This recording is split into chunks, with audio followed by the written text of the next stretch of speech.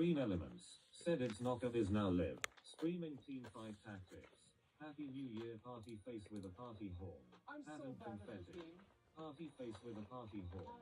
Hat and confetti. Party face with a party horn. Hat and confetti. Oh, new season.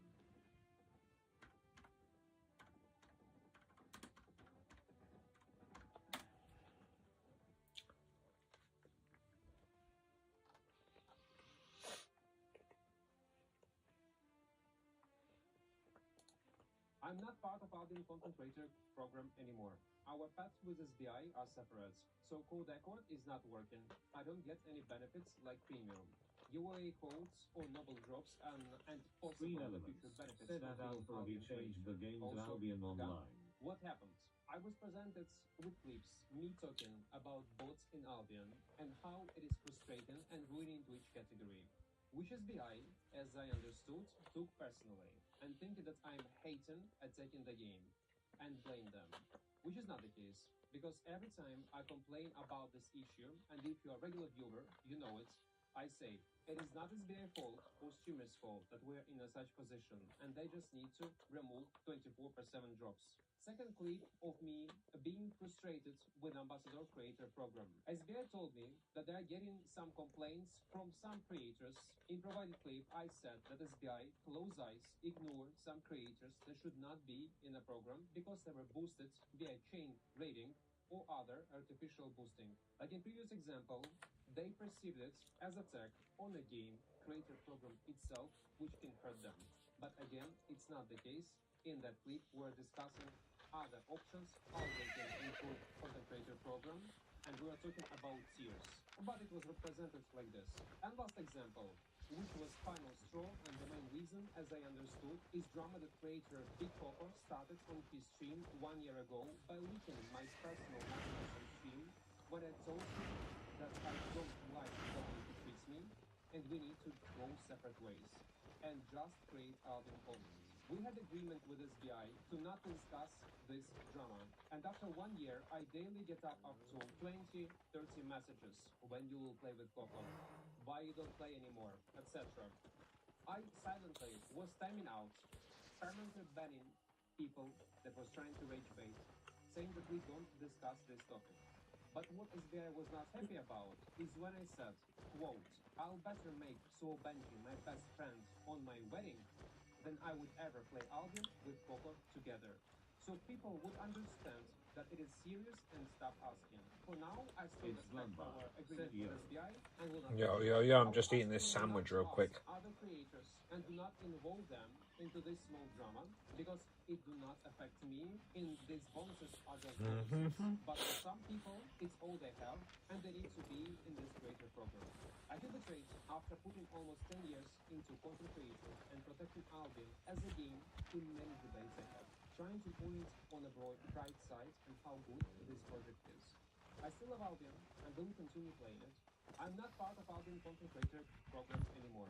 Our paths with SBI are separate, so code accord is not working. I don't get any benefits. It's run by. Said yo, do you have a private plane? No, man.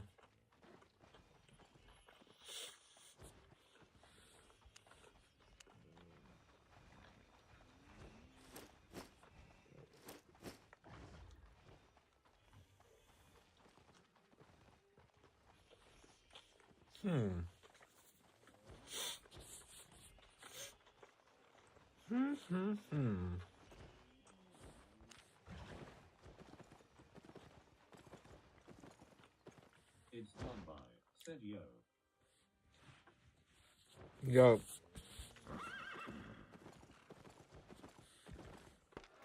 Honest prices.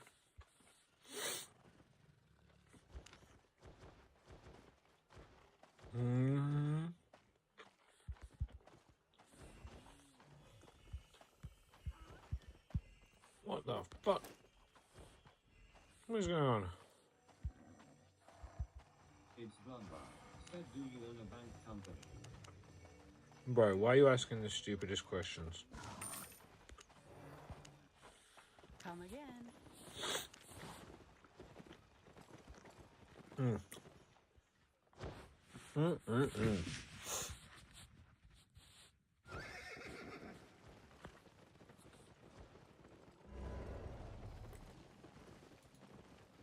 Before you clicked this video, you thought we were alone in the universe. You thought aliens had never visited us, didn't you?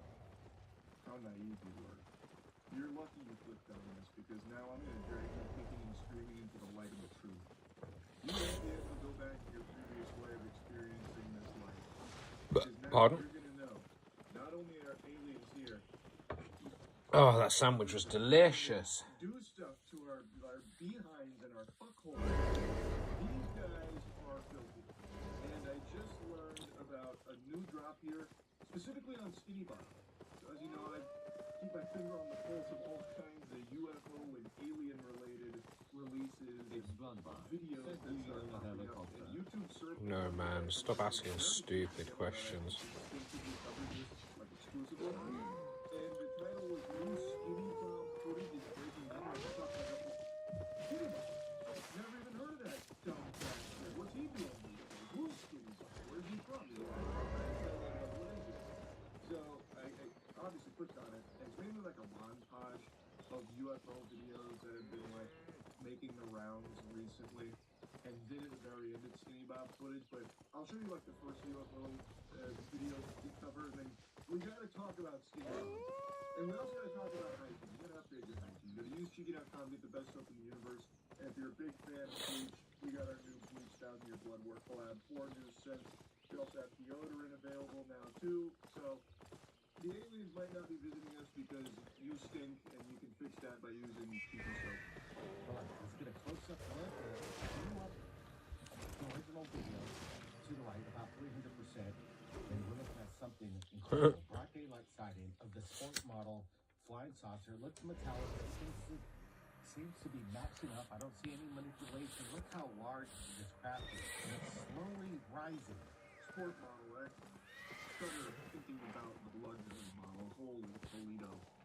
Why are they so short? Why are they fitting into like this, what seems to be like tractor tire sized flying saucer?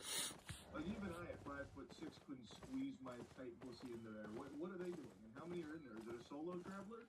I find that to be unlikely. If there's one thing I know about these specimens, they love to travel in pairs, and just like exhibitionists, they have this insatiable urge to fuck on other worlds, and they've been choosing ours as the hot spot for decades now, maybe even hundreds of years, centuries perhaps.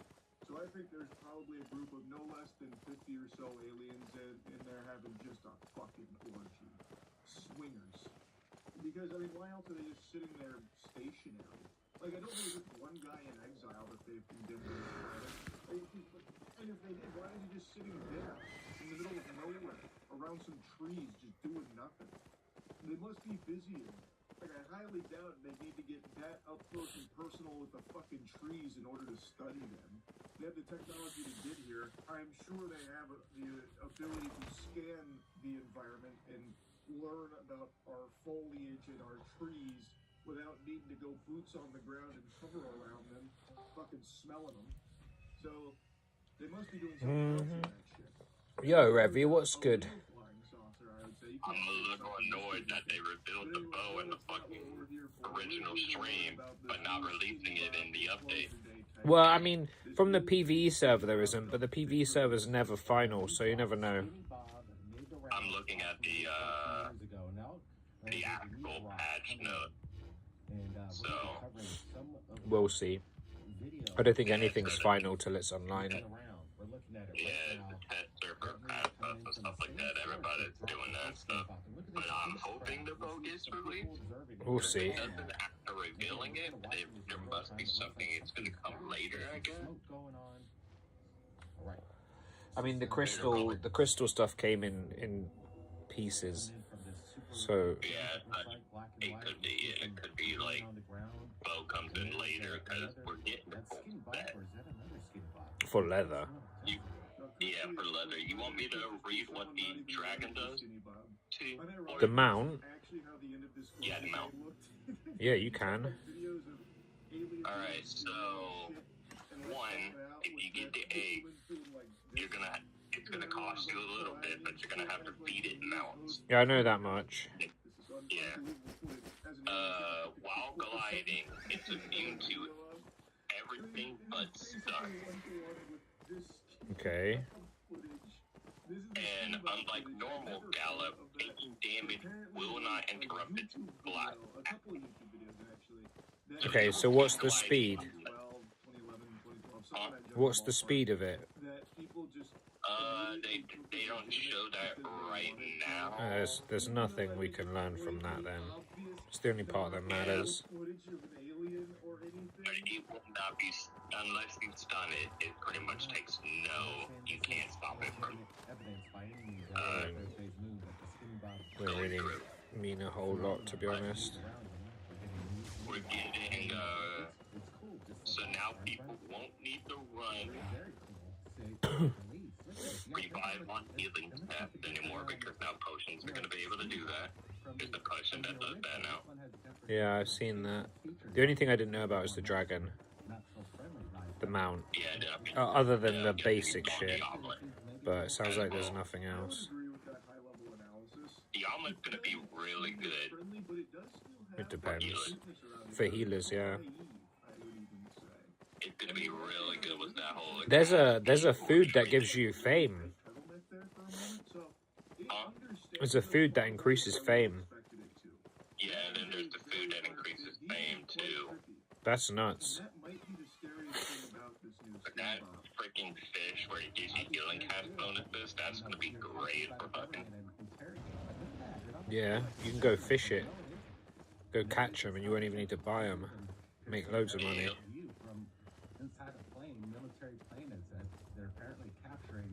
I don't know how to feel about the boots yet. I think they'll be the most broken boots in the game. I think they'll be expensive as shit. I mean, yeah, because that refund on cooldowns, yeah. It's the most broken boots by like a good margin. Like, I don't know why they'll be meta. That jacket's going to be better too, because you can literally you can stop bow users completely. I don't think it'll be meta actually. It's strong. Like having any mobility on a chest piece is good, but I don't think it'll be broken. Like if you see the animation, it's not the most convenient animation in the world, and it lands and wraps the wings around itself. It's a bit weird. Yeah, but it gives you that immunity to enemies. It's going to be shit against melee users, but it's going to be great against fucking any range users, because you have to go on the inside of the bubble to be able to damage the person. Still though, like some bows, some range weapons, they give a shit how close they are.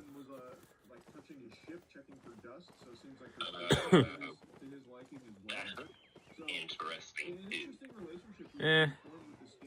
I think the hood's the worst of the three. The boots are the best. Yeah, the hood's like, I guess, for the invis, but that cooldown recovery doesn't sound that bad. No, it's good. They're all good. I just think it depends. We'll see. Like things never stay the way they are in PBE anyway, so we'll see what happens when they bring it onto a public server. I don't think it'll be the way it is now. I think people already realize like these boots are busted, like actually busted. Kind of disgusting. These freaking dragon attacks, I was spot on with that too. It's freaking hilarious. What, the actual dragon, like the boss? The dragon attacks that are launched across the world. Those ones. Like the actual dragons that are just spawn? The ones that just come into Like open world? Yeah, in the open world. I was spot on with that. I mean, I think everyone thought that was going to happen. Where it's going to be in the open world, but the first I was spot on where it said in Black Sun, you can plan for it, but in regular Sun. Thing is, you can't main this content because it's on a timer, which sucks. Like, you can only play the dragon, like, the orange zone, you can only play it like a certain time of the day. It's fucked up. Yeah, but at least the regular ones are just spontaneous. They just spawn in out of nowhere. Yeah, but I mean, like, the actual new area is the part that looks the most interesting, and it's on a timer. It's so shit.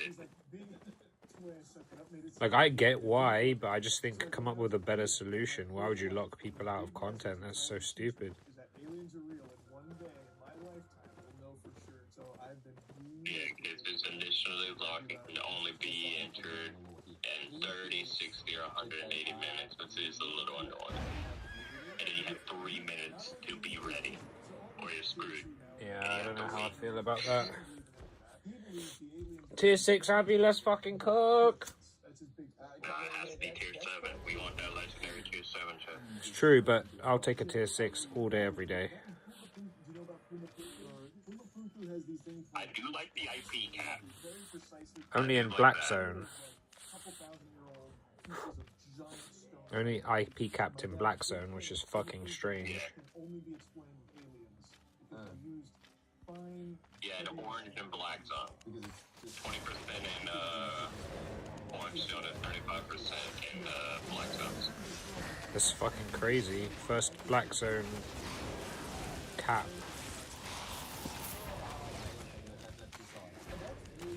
And portal and yellow zone is gonna be us.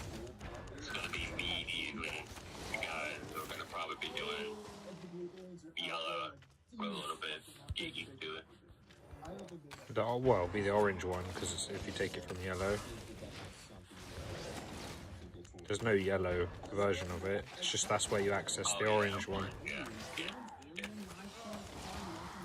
I get what you mean now. And then, I do like the idea for what pool you're in, the matchmaking pool you're in, so you don't be one person facing 30 people. Yeah. So me and you, like if me and you want a duo, we'll face other duos, or if they want to face other fours, stuff like that. I do like that idea. I mean, that's how all of those group zones are, but it's good that they have a solo one. That's sick that there's a solo option. Because usually they put like duo, trio, or 5 people, whatever, but this is like the first time I've ever seen them put a solo one in a zone like this. Wait, Isn't what this like the fuck first my one for premium 20 on? players too? Yeah, but like it's the first raid. True. And I like the idea for the raid too, where but you don't need to stress about losing it once you get it. Yeah. And I think once you leave with a bubble from the Black Zone as well, so you can leave in safety. Yeah, Pretty cool. And it portals you out. And I do like the idea for that with the Dragon Boss that you defeat all the 3 mini dragon bosses. And then when you have that big one that spawns in the middle, you kill that, and then it can let you portal away. I do like that. Do you own a helicopter? Do you own a paint company? Bro, what the fuck is this guy talking about? That's the stupidest shit. Not yet.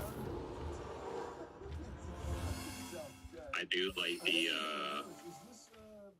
that all you have to do is tag the dragons that are in the open world to be able to get loot from it. Yeah, that's good. I'm still annoyed with these birthday and anniversary event stuff, and I'm trying to go like, I'm just saying, invite me, I want to join you guys so I can get the loot, and then they won't invite me and they get the loot. Yeah, that's bullshit. It's Bloodbath. Said tried to upload a screenshot of you on Discord, but it said can't upload 1 terabyte of data. It's Bloodbath. Said sorry, bro.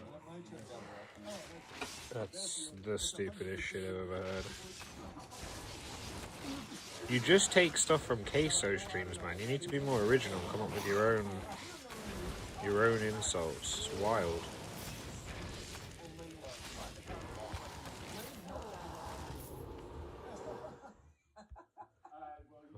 to lock the screen for a second so I can do this. Stitch is the alien. So that's 1 point to Jordan, 2 points to Charlie. Yes. Demogorgon, Stranger Things. Holy shit, he's a weird. Oh, no, it's not. Oh.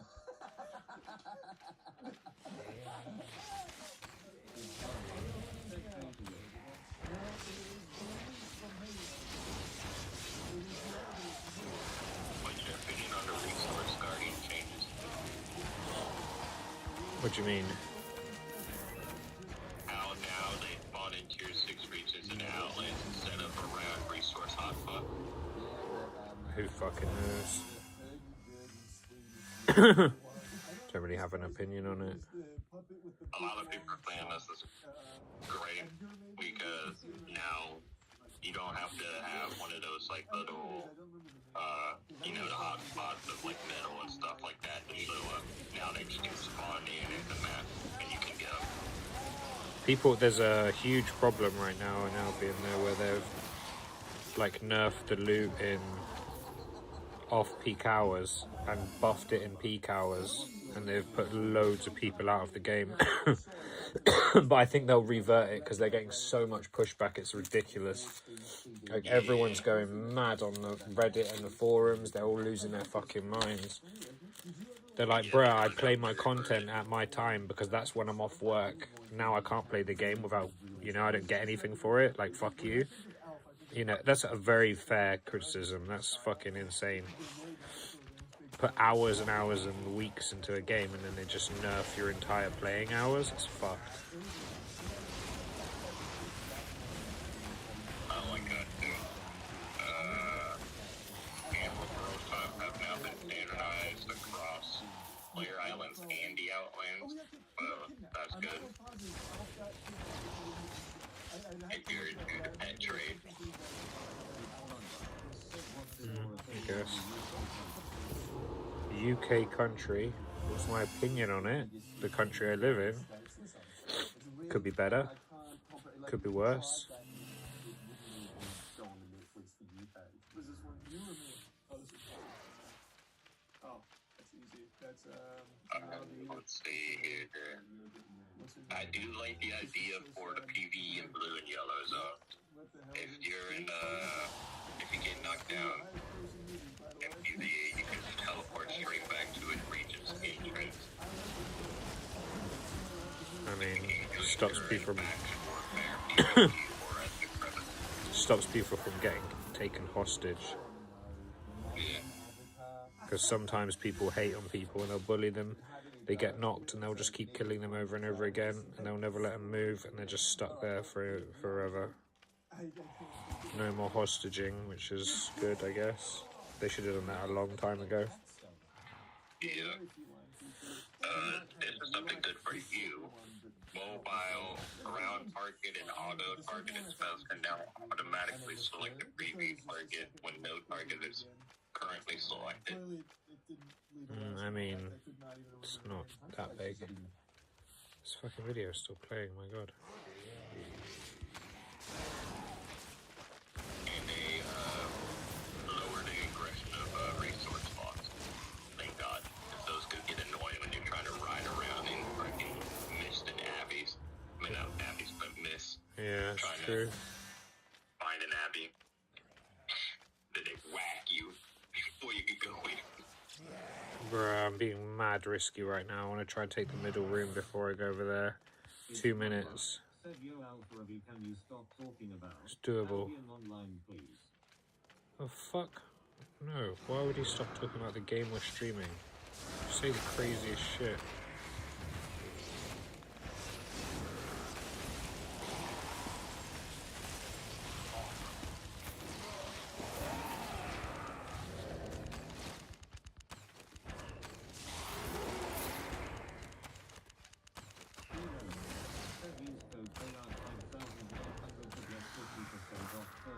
And 35% off next free gifts at https://xc1.net. All that risk for a fucking green chest.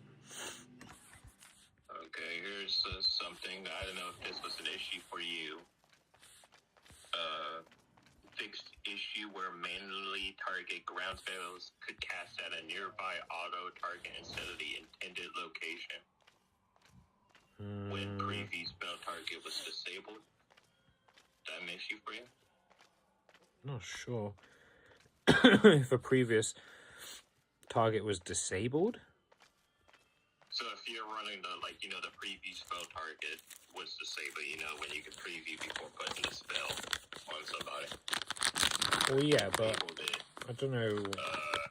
It's weird. If the preview's disabled, I'm not sure what would cause that to happen. Like, I don't think that's ever happened to me. Unless it means, like, you get silence or something. I don't know. But then it wouldn't be able to cast anyway, so no, I don't know what that is. They fixed the freaking controller issues where the right stick scrolling could stop working while you're in a menu. So you're just stuck in this menu and you can't leave. Well, that's good.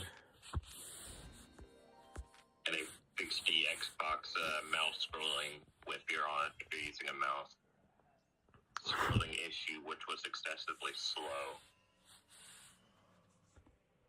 Good, I guess. Yeah, so they fixed a little bit of stuff, but everybody's in the everybody's like, when are we getting controller keybinds? Because I really do need some freaking keybinds. Bro, they're always fucking green. Yeah, they need to add that. I don't know why they wouldn't have added that literally when they bring controllers, like controller compatibility. Like, it doesn't make sense. They put it on console, but they don't do controller keybind. Like, what the fuck? It's fucking weird. I can't think of a single controller game where you can't change your buttons. It's so weird. It is so annoying because, you know, when I'm trying to grab stuff from when we were in the depths, half the time it won't work because two of the keybinds are on the same fucking button. And it keeps trying to drag me to you when I'm with heal, because the heal and the interact button and we're on the same keyboard. For some That's reason. fucking stupid. Bro, this is a shocking Abbey. Not, like, no surprise, obviously. But it is terrible. Everything I'm seeing, all the chests I've seen so far have been green.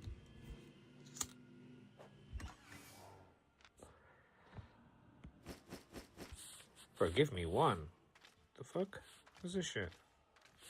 And everybody's telling them to fix the stuff that you were talking about earlier. Like peak time stuff and all that. Yeah, so bad.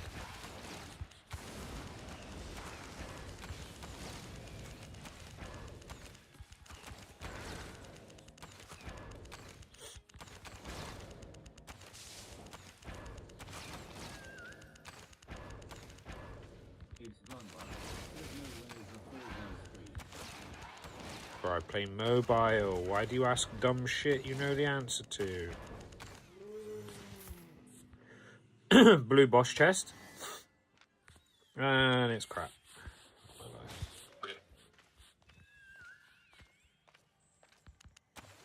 To be fair, I'm really poor right now because I keep buying stupid shit, so it's not really a huge issue.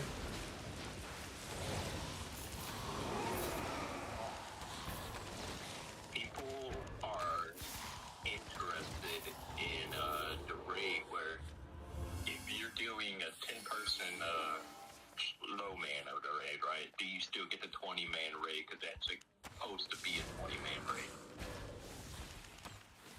Or does it only give you less loot if you only in there? I mean, there's probably something they haven't even really thought about yet. PB server's so early that they haven't even properly dialed in loot yet. Yeah, I don't even think me and you're going to be able to do the raid unless we get an alliance to join up. We have an alliance. We don't even have enough people, right? We don't have an alliance. Wait, I thought we still had that alliance. We play with Ray, but we don't have an alliance. That fucking person in that guild who accepted it in the first place is fucking weird. And they said a bunch of shit. They said to me, we've never spoken in the Discord or played with any of them, which is obviously bullshit, and I told her that, but she's just female, so that's what it is. I was like, look, I don't want to argue, have a great day, you're just chatting shit. She just kept repeating it over and over again. I was like, look, I don't know if you read my previous message, but I'm not really interested in arguing with you, but what you're saying is bullshit. She would just repeat it again. I was like, alright, man, I'll catch you soon. Oh, purple proximity. Yeah, they're fucking weird. Ray's dope. He left their guild though, so can't really ask him for help. And not that I want to. Like the way she handled it, she didn't even message. She just kicked us out. And I messaged her like, Alliance is dead. She was like, yeah, you've never written anything in the Discord or the Alliance chat. I'm like, I have written in the Discord and the Alliance chat. I can't make your guild reply. Like, you guys are just... I say, hey guys, anyone up to anything? And I get like the only reply I've ever had was hello. That's it. And then when I was like, what's good, man? You up to anything? Nothing. Like, bro, I can't make your fucking guild reply. So stupid. You never done any content with us. Oh yeah, don't worry about arena, black zone, group dungeons, like trying to protect the fucking hideout, trying to get the medium chest, the small chest, doing fucking orange zone, like doing faction war, doing like chasing down rogues, doing camps. Like we've only done pretty much all the content bar Avalon Roads in the game with you guys. Like, but yeah, don't worry about that. Just talking nonsense. It honestly felt like she had like an issue with like Ray leaving, so she just went rogue, you know? That's what it felt like. It was so fucking random. Everything she was saying wasn't true. I was like, this is wild. Like, I would understand you having like, you know, a couple bits of bad information, but everything you say is insane.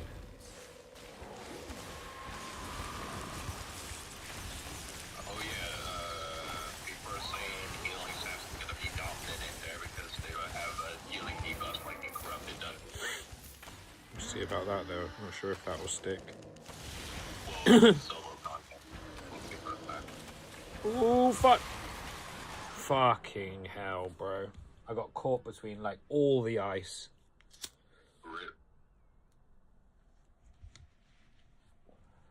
Everybody's like, increase the spawn rate of this stuff, bro. I'm like, yeah, they gotta increase the spawn rate. Of And what? It's too long an hour to wait every time for freaking shit. Yeah, no. Yeah, you bring out new content, everyone wants to do it, and you're gonna put them all on like a... Bro, what? It's fucking stupid. I don't know. That's the one thing I'm hoping they change before it fully releases on the 30th is dial down the time. People having a duel in Newwood is so odd. I don't think I've ever seen that before.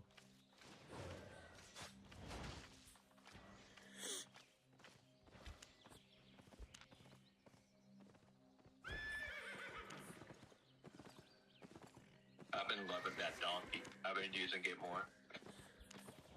The donkey is cool. I wonder how much that dragon's going to cost, because if it's like loads of money, no one's going to want to die with it for repair costs. So like the richest of the rich are going to be the only people using it. Like even me now, I'm riding around on a 30 million mount and it's bearable repair costs, but the repair costs on a fucking, you know, a mammoth is not fun. Yeah, I think it's probably going to be like, payments are 100 mil, probably like a 50, maybe 200. I mean, mammoth's more than 100 mil. Oh yeah, it's 200 mil, right? For mammoth. Mammoth like 150, give or take. Depends. They go up all the time. They're like constantly going up. So it could. I honestly think it's gonna be double mammoth. Is probably how it's gonna be. We'll see. I mean, I don't know how good they are yet. I don't know if it's got a courier buff. I don't know what the movement speed is. I don't know anything. If the movement speed's god tier, I honestly think it's gonna have a good amount of buff on the weight though. Like, fucking dragon. It has to. I mean, does it have to though? Like, I don't know. I wouldn't be shocked if it didn't have crazy carry weight. Well, yeah, true, but I mean, it's a wyvern, it's a drake, so it isn't like a freaking full dragon. If it was a full dragon, I'd be like, okay, it's gonna have an insane carrier buff. Yeah, exactly. Like an ox makes sense having a crazy amount of weight, and like the other mounts that have courier, they have like pouches and shit. It kind of makes sense to have some carry weight, but you know, there's only so much you can carry on a horse. That's why the courier buff's small.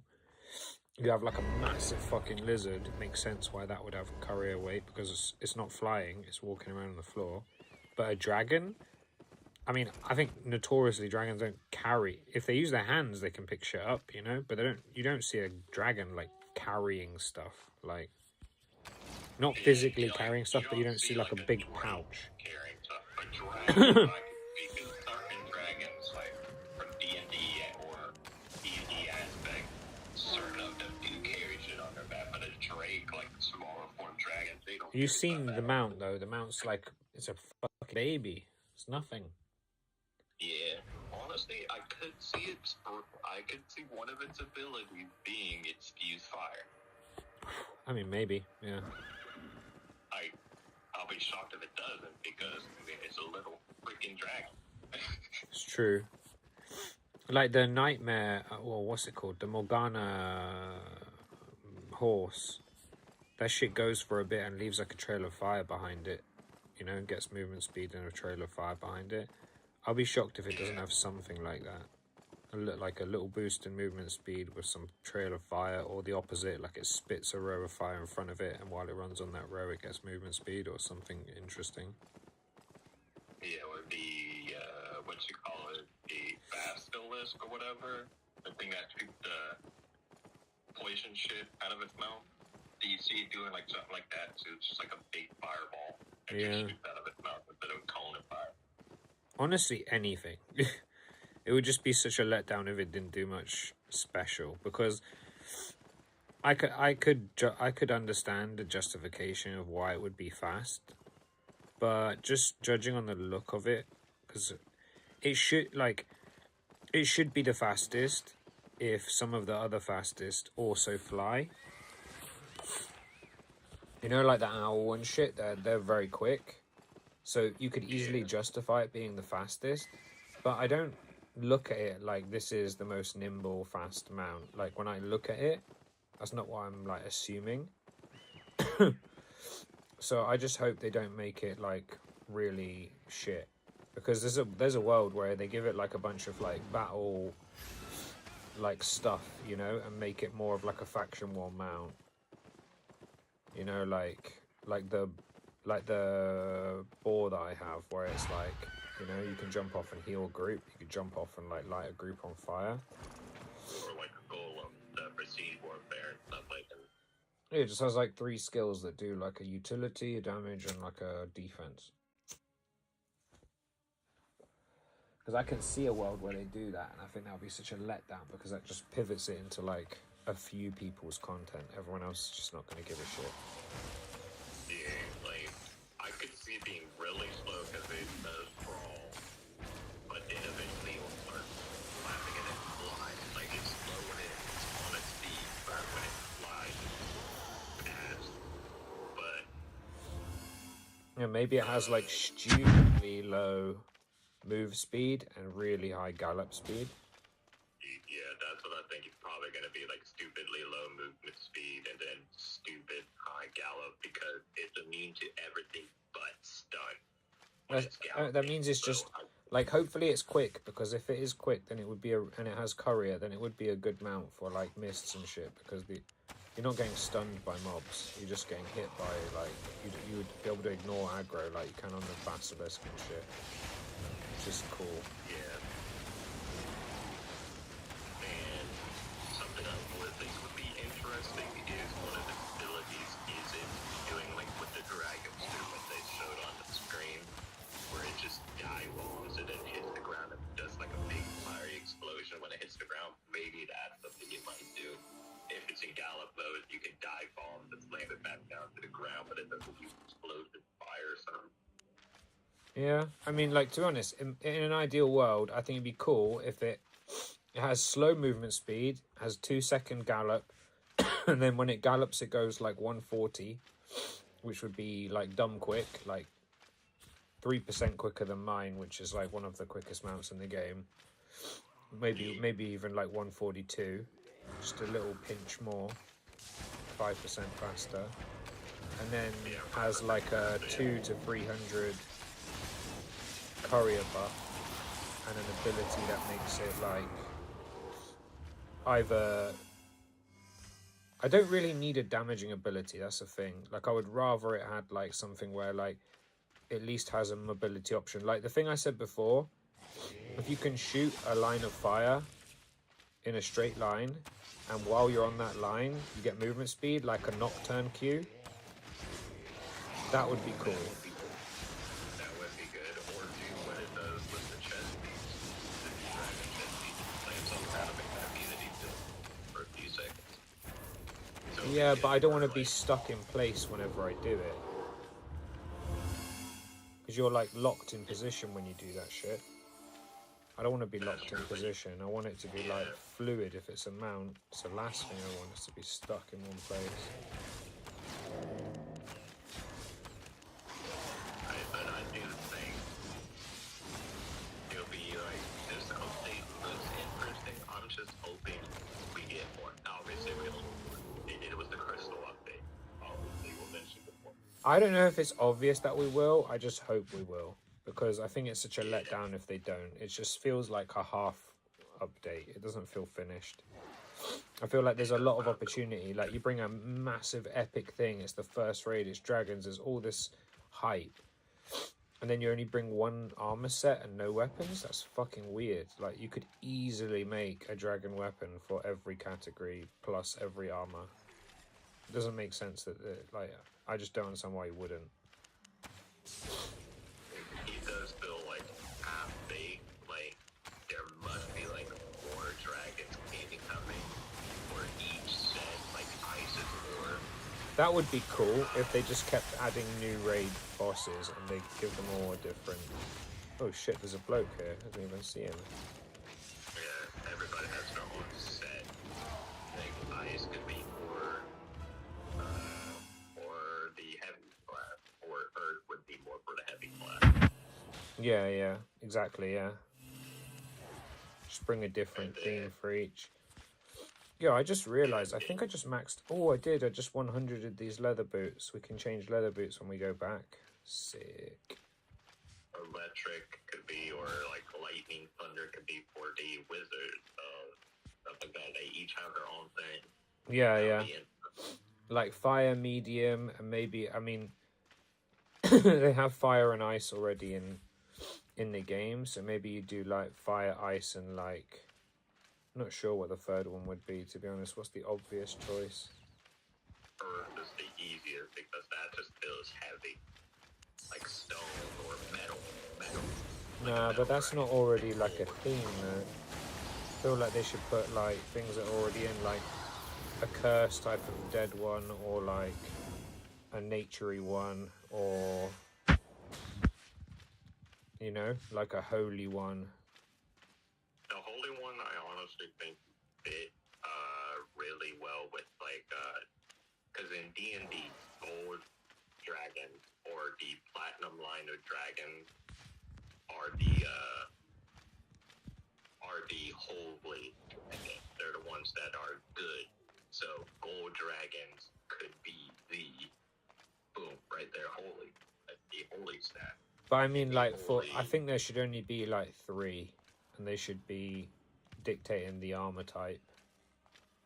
Yeah. I think like I think the most logical one would be to do like arcane and ice, and have ice be a tank or arcane be a tank, and then obviously with the leather one being leather, and the other one be cloth, like whichever one you don't pick out of ice and arcane. Thing is, all of those themed ones, they all traditionally wear light armor, so it's not the easiest. Like leather and fire, sure, I can vibe with that. It's fine. Outside of that, though, it gets a bit wonky. Because, like, ice, you know, ice makes the most sense for a dragon, for a tank.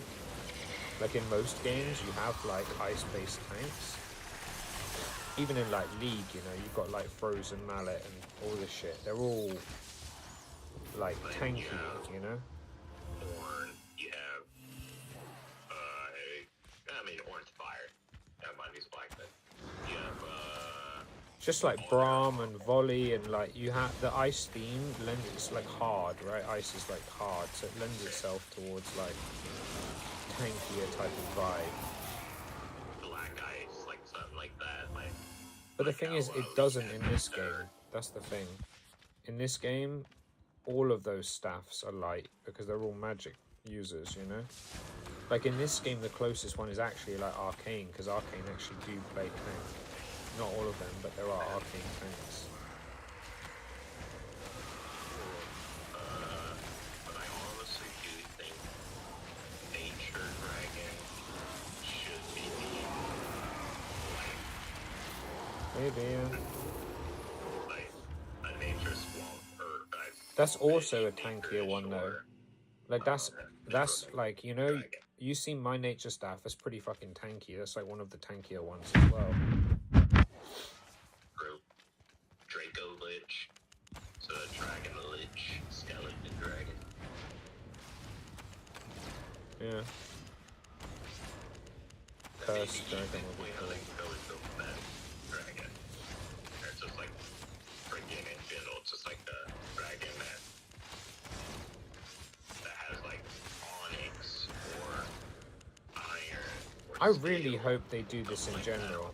If they keep adding different thematic like dragons, like a cursed dragon and an ice dragon, an arcane dragon, this would be cool. Especially with the way they've done the armor, it's like all very, very mobile, like mobility based. Like all of the armor, like all three that they've shown so far for the leather, they're all like very mobility orientated. Like even the chest having mobility is like the only chest I can think of in the game with mobility. It is the only one. That's the first ever chest before. That's interesting. That makes me think that if they did like a weapon category or a new weapon for another category, they could make it a mobile version of a weapon category, you know, like something that isn't traditionally mobile, which is kind of cool. Because like every like mobility is like one of the most useful, if not the most useful, like stat in the game. It lets you get around a certain area, it lets you re-engage and disengage on fights, it lets you do everything. Escape, chase down, like if you're doing PvE, it lets you get around. Stuff, like low key with the whole. Yeah, the only mobility holy staff is Hallowfall with the blink, and it's hardly like mobile. You like when you land, you have that little knock up thing. Freaking blink back. But if you do the chest piece, you fly in with their team, you make them immune to anybody unless they're melee inside their cone, and you can just heal them. And it gives your teammates damage buff. It's gonna be a really, really good chess piece for the content that's new. That is really good for the content, especially against that dragon, because that dragon's gonna do some damage. Just even against other players' teams, like it's really good versus other player teams. Then you give yourself and your team a damage buff instead of all doing so. Wow. That's strong. Still. It would be really strong, especially if you're running a bow.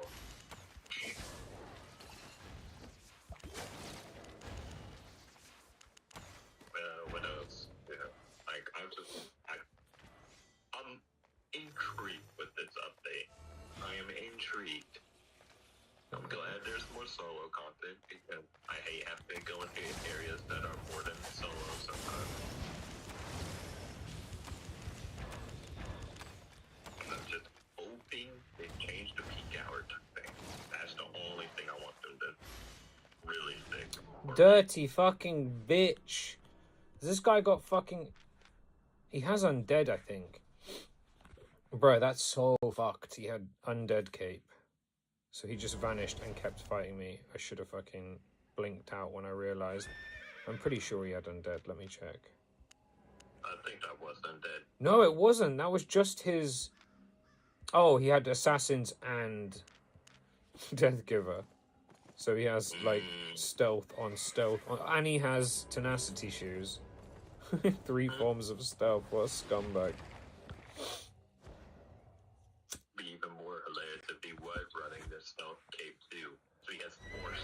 Bro, I wish I'd have had the right skills on. I shouldn't have just ran out blind like that. I should have put the right skills on and the right cape, and he would be so fucked. I didn't have my stun, I had my blink. I didn't have my smugglers for double poison. He would have been dead already. Oops. My new favorite build, it's actually changed. I've changed my my build now. Your bow build or your other build? The bow build. Okay. Because I know you really like that twin blade too, so.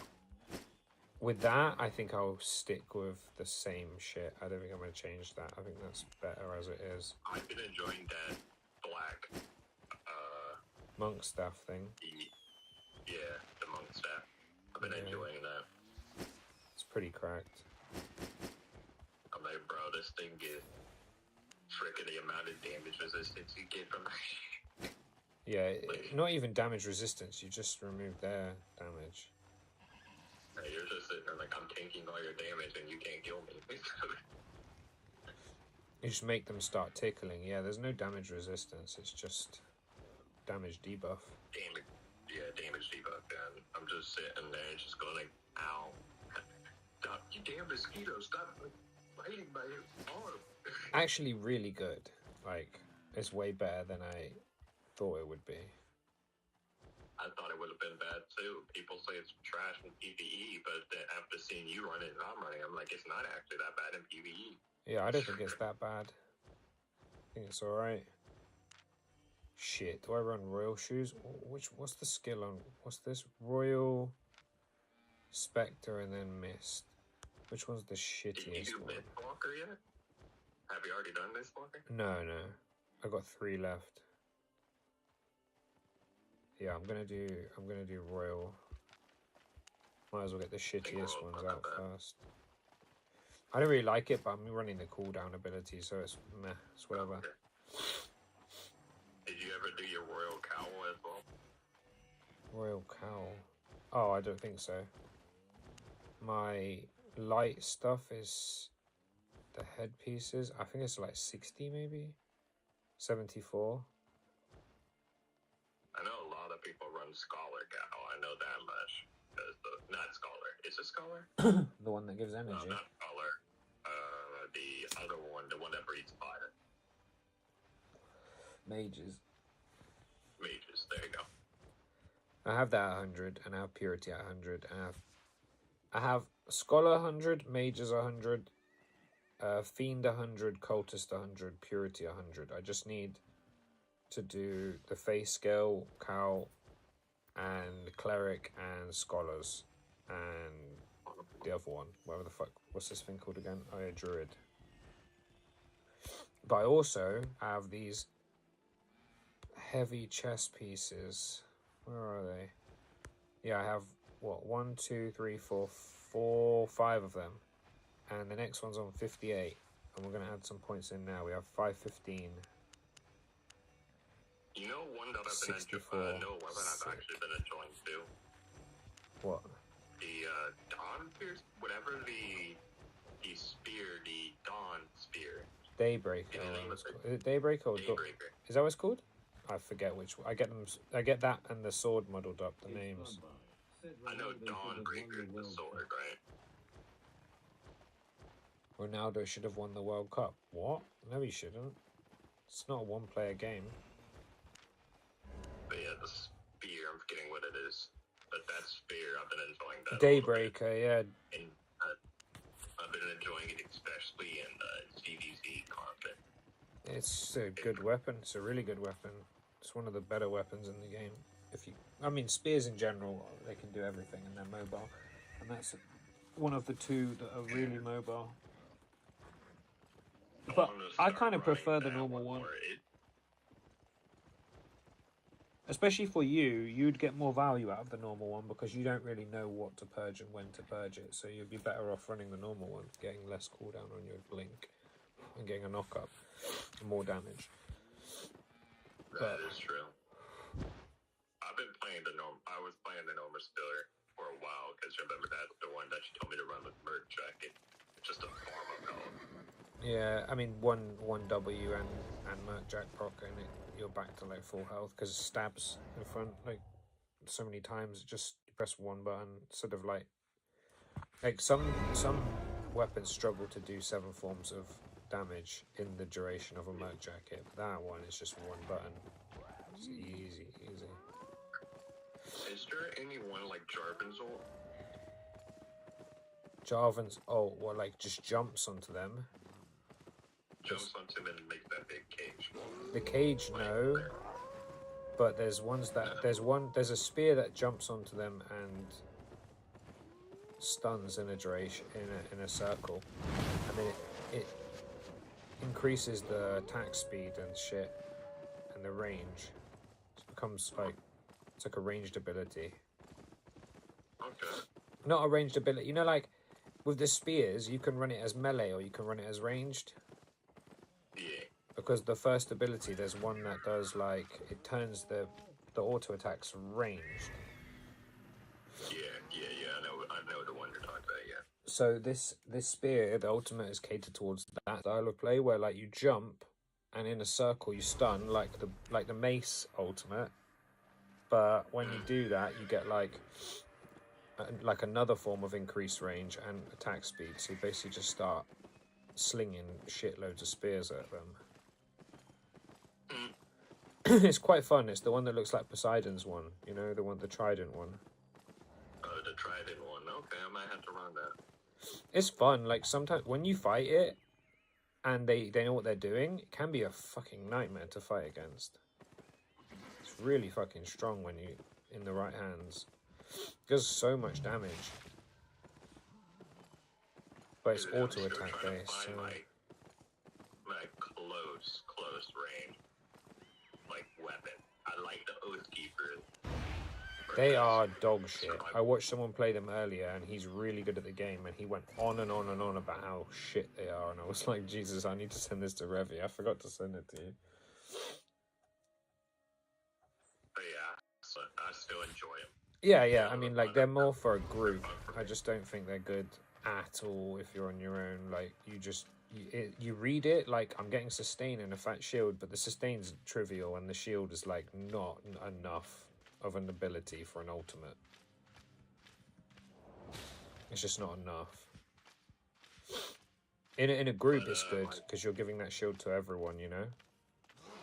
Yeah. That's when it's useful. And you're giving that sustain to everyone too, so you can afford to go in like full plate and they'll still get, you know, a shitload of sustain and defense. Then it becomes like more understandable. And then you can taunt everything too. Yeah. Yeah, exactly.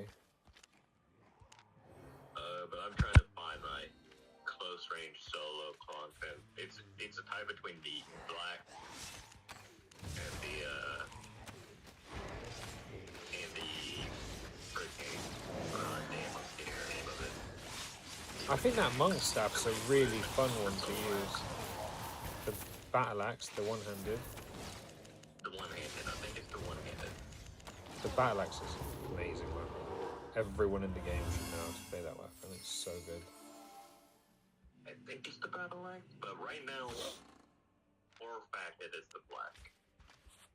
I think the monk staff is just the sickest part of it. Is it's like everyone and their mum plays battle axe, but no one plays that weapon, and that's kind of cool. Yeah. Come back. Because everybody plays that battle axe, but nobody plays an off, like one of those things that nobody expects. Everybody knows how to face the battle axe, but not much people know how to face that. They were in a fight.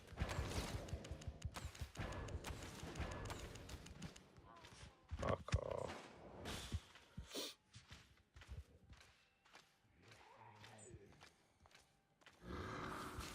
finished all your bows yet? Have I? Fuck.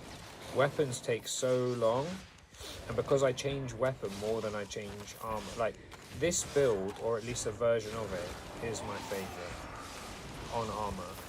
Like that much I'm sure of. They could nerf it, and I would be like really pissed. But I have like all the leather chests, and you know, like it's not like I can't move to something else.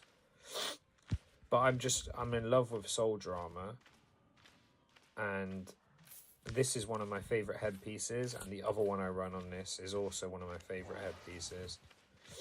And yeah, Purity Cowl and this Royal Helmet is just so good. Like, I think if I was running this and I was catering more towards PvP, I would actually run plate shoes and be full plate, but with a bow. Which is kind of interesting, because it's like, yeah, like very tanky bow, but then with soldier armor, you can still do a shitload of damage.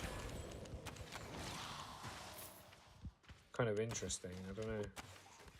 So is there no bow that does there's all when you work with? Not like a stun, no. Okay. Or at least like a root. Not like the stun itself. But I mean, you have a root on your other ability, so you don't need an ult. W has a root. Oh, okay. What else is there that I would love to see?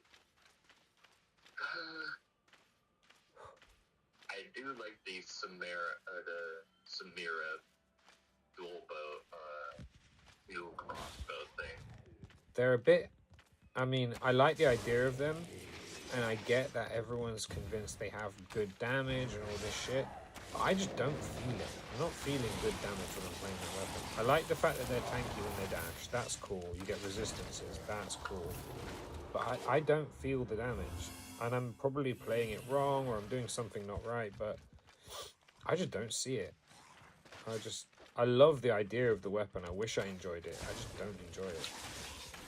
You know, this would have been the perfect update to give us like muskets and stuff like that for the dragon update. Muskets, like a gun?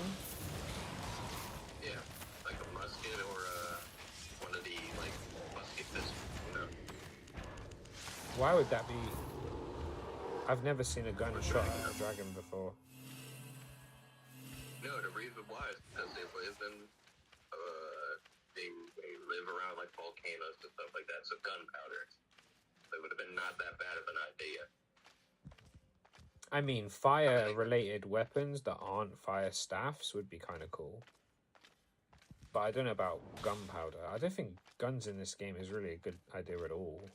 Like, weapons that look like guns, I can get behind weapons that look like guns. You know, like Energy Shaper, that one crossbow? Kind of looks like a gun, but it isn't a gun.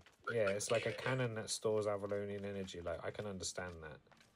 But an actual gun, like gunpowder gun? Nah, dude, I don't understand how that would fit in the I mean, game. it would be, like, I don't think it should be like an actual, like a freaking AR-15 or something like that. Just like a musket, or like, because you know, you're firing and then you have to reload.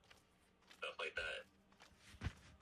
I mean, the mechanic of having to reload, sure, but I don't really see it. I can't really imagine a gun in a pretty much a medieval game. Because it's like castles and fortresses and like hideouts and bows, swords and shit. I just don't get how. I mean, in medieval times they did have cannons, so... Cannons, yeah, but not guns. And even then, we're talking like a different... Because,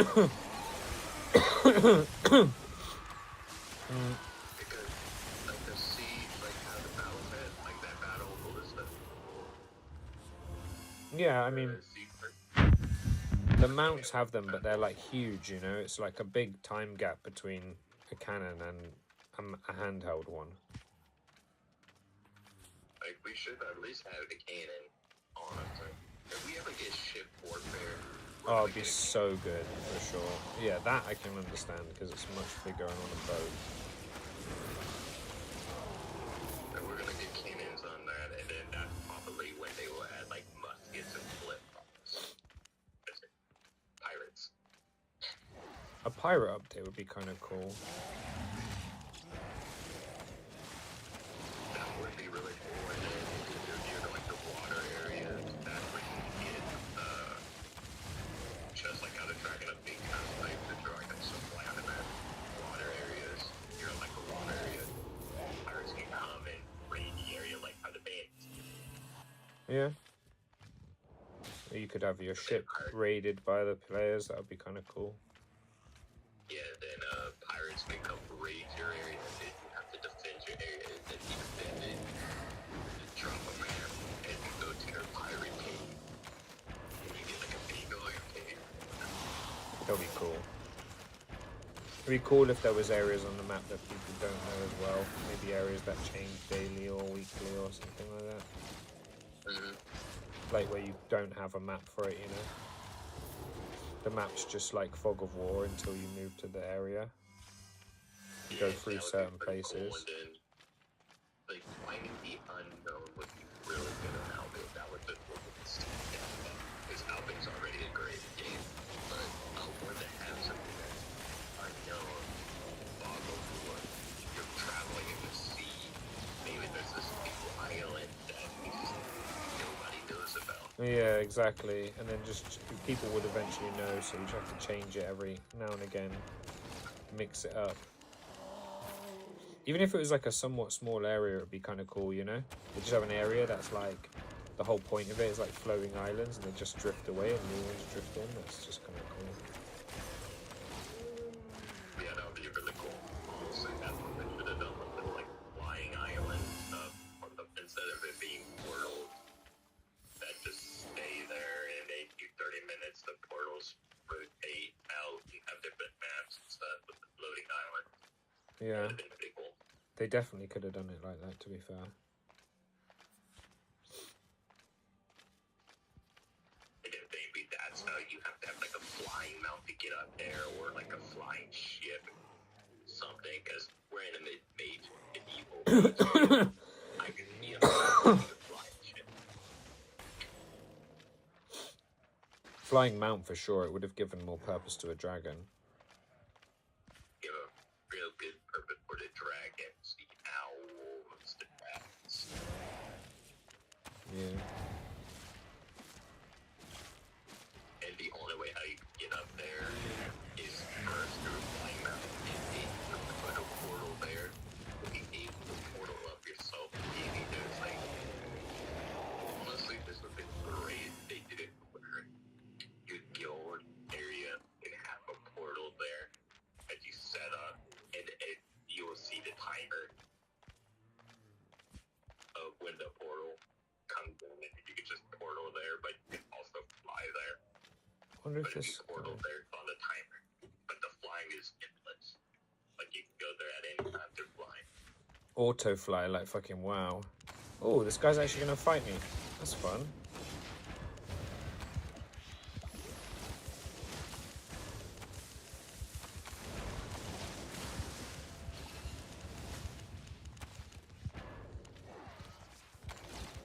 Because, like, the whole Dragon Flight update they did was pretty cool. That's what I wish Albion could do from WoW. The whole Dragon Flight update. With the... I haven't played it, but I've seen like a lot of people auto flying to different areas, and that's kind of cool. That would be pretty cool. Instead of having to take a thing to go into the Apollonian area, you can fly there with the dragon. I just got 305k from a global blue chest. That's not bad. In a tier 5. Man, why do we always get better in tier 5, but tier 6s and tier 7s we get shit with? I mean, not always, but it does feel like recently it's been more common to get good loot in tier 5s, but it might just be because we're getting so many tier 5s that we're kind of ignoring the ones where we don't get good loot and just thinking about the ones where we do. That's true. Because so many where you just get crap in tier 5, but they take 20 seconds to do, and you just don't think about the shit ones when you've got a good one. But in tier 7, you might like see a one. I haven't seen a single tier 7. Actually, the other day I got 2 tier 7s in a row, and both of them gave me no chests. That was me too. That was me too. Both tier 7s. You know, all I got was like a book or 2k in runes for some reason. Honestly, getting tier 7 and having... There should be like a minimal amount of chests. Honestly, it's kind of frustrating to be like lucky, but really unlucky to the point where it's like a waste of time. Because like obviously I still get really good fame because tier 7. But like, bruh, I'm not like, yes, good fame when I see a tier 7. I'm thinking like, I'm going to get some fucking loot. Like, I can understand that when you're like me or Dog. Yes, good fame because we need it. But somebody like late game like you is like, Yeah, give me something more. Like, I'm going to get good fame regardless. Like, give me something. Like, no silver is a joke. at least give you silver bags and the freaking chest. Yeah, like freaking silver bags or something. Yeah, something worth something. Like, otherwise it just feels like, you know, I could have got this fame just doing any of these. It's not that much better than a tier 5. To the mist. I could literally just go into the mist and not even care about the happy, and I get the same amount of fame. And hey, at the mist, I can farm the freaking resources or find the face gem or find the freaking ribbon. Yeah. Just do the camps, so I don't have to worry about, like, RNG. Just run the camps. There you go, you got your fame and you got loot. I mean, those camps are shit loot too, but if I all... On my point, it's just like, if I only cared about getting good fame, like a tier 7 would be satisfactory, just for getting good fame. I might as well just run camps and get no silver anyway. We gotta still do a static dungeon one of these times if we get deeper to get on. We do, yeah. We just need one of those days where like Chewie's on and Hawk's on and Jaw on and I'm on. I think, you know, Ray being on is a bonus, but Whenever like it gets on. yeah, exactly. The thing is, like, the people who are less confident, they're gonna die so many times in an area like that. Like, you literally... That's the worst part, is, like, I don't heal, so that role is, like, unimportant. But it means I have to tank, or I have to do damage. I can't do both. And that means it's going to be difficult no matter what we do, because if I'm the main tank, we've got, like, a group of people tickling. And if I'm the main damage, we have no tank. Yeah, we have no tank. So it's just like a lose-lose. What's his face? The guy that left that clan might come in, right? Yeah, yeah, if we have him online, we have a tank and we're good. Yeah, we have him online, and then we have all of us. We have the tank, the healer, and 4 DPS. To be honest, I would rather have a second healer. So if I can get like Slexay or Doc to play healer one of these. I mean, in PvE, you don't really need another healer. In PvE, you don't really need it. It's better just to be rinsing the bosses down before the tank dies, rather than trying to keep them indefinitely alive, because a lot of those bosses like ramp up in damage at 1 to the point where it's impossible. You just really need to get them down fast. That's where your thing, nature staff, comes into play. No, I don't think so. I think you're better off with Holy Staff in general. Because the tank's just taking so much damage that it's better to have, like...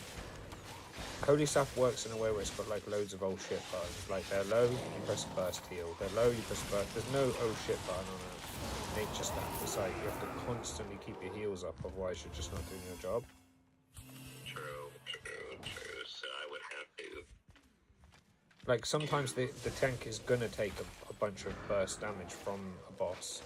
That's just what, you know, that's just how the bosses work. And if that ever happens, you want to be able to burst heal them, otherwise they're dead. Like, it doesn't matter if they've got, like, permanent dot heals or permanent hots on, they're still gonna die.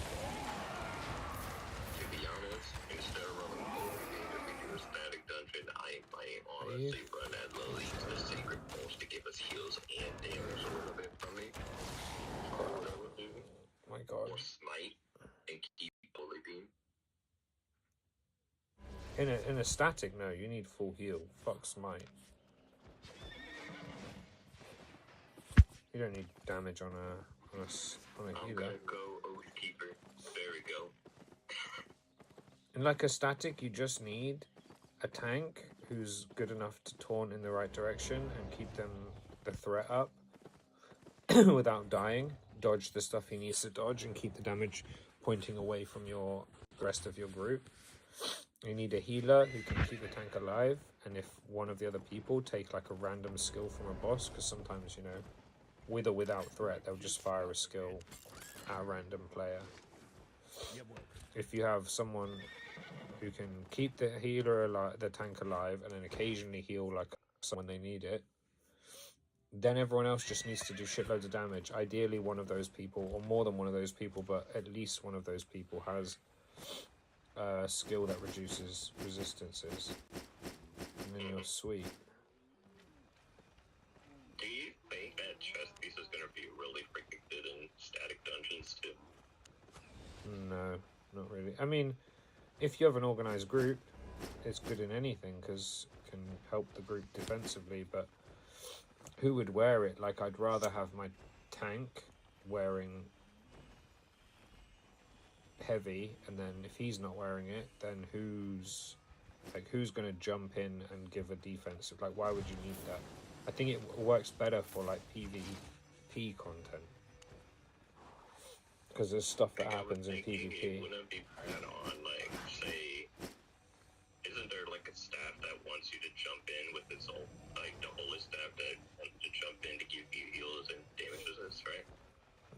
The Hallowfall one, yeah, and it would go well with that, but the thing with that staff is I think that staff's better at PvP as well. But I don't play healer enough to really be able to talk on it, but there are better staffs in my experience at healing, and the only reason you would need a blink would be for like PvP, because otherwise you're nowhere near the damage anyway, so all you really care about is having the most healing possible.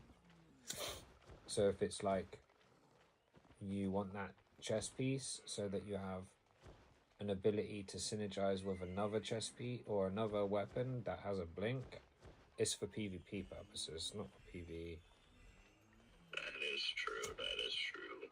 Like, most of the people using that, like... No, I do like that potion. Yeah, the potion's sick. I think most of the people using that chest piece will be melee users or people playing builds that are somewhat immobile, because having boots is one thing, but if you're on like a weapon that doesn't have much mobility and you have boots, and then you add that chest piece in, like, if you're playing depths and you're a healer, I can see that chest piece being useful. Yeah, I can see it too. Healer, nature staff, or healer, any of them, especially a nature staff, because a nature staff can put dots on or hots on himself, put some heals over time on himself, and then use a chest piece to jump out of aggro.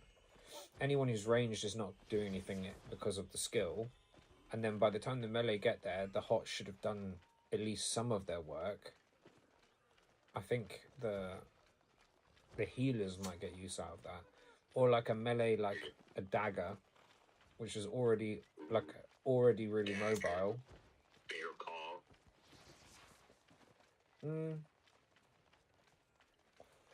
I guess, yeah. It's leather as well, so you have to consider the fact that it's leather, so it has a really good reflect on the second skill, and then a mobility option on the third skill. And it's... Kingmaker wouldn't be bad with it. The thing is, you know, the thing I've seen is like the tier 4... Is it tier 4? Let me check real quick. What's tier 4? What's tier 4 base? Base 700. Okay, yeah, so... Like this, Tenacity Jacket on tier 4 has 167 armor, 167 magic resist, and it goes down by 2 every time you click down, right? From what I saw on that leather jacket, it had 171 resists with no spec. So it has more resists, like, you know, as the passive stats on the chest has more resist than a spec, the best spec leather jacket. Because you know how they go the stats go higher the more you move up the list. So the most stats you can get on this in tier 4 at 100 spec or more, or at 100 spec, is like the tenacity jacket on tier 4 gives 167 armor, 167 magic resist, 552 health. Going to see the new Spider-Man movie. Oh man, that'll be sick. I'm excited to watch that movie. And then it gives like 50 energy and 133 crowd resist with like 30% passives on all like physical, magical damage and ability damage. Like all 30%. The dragon one, without any spec on 0, already had higher stats than this.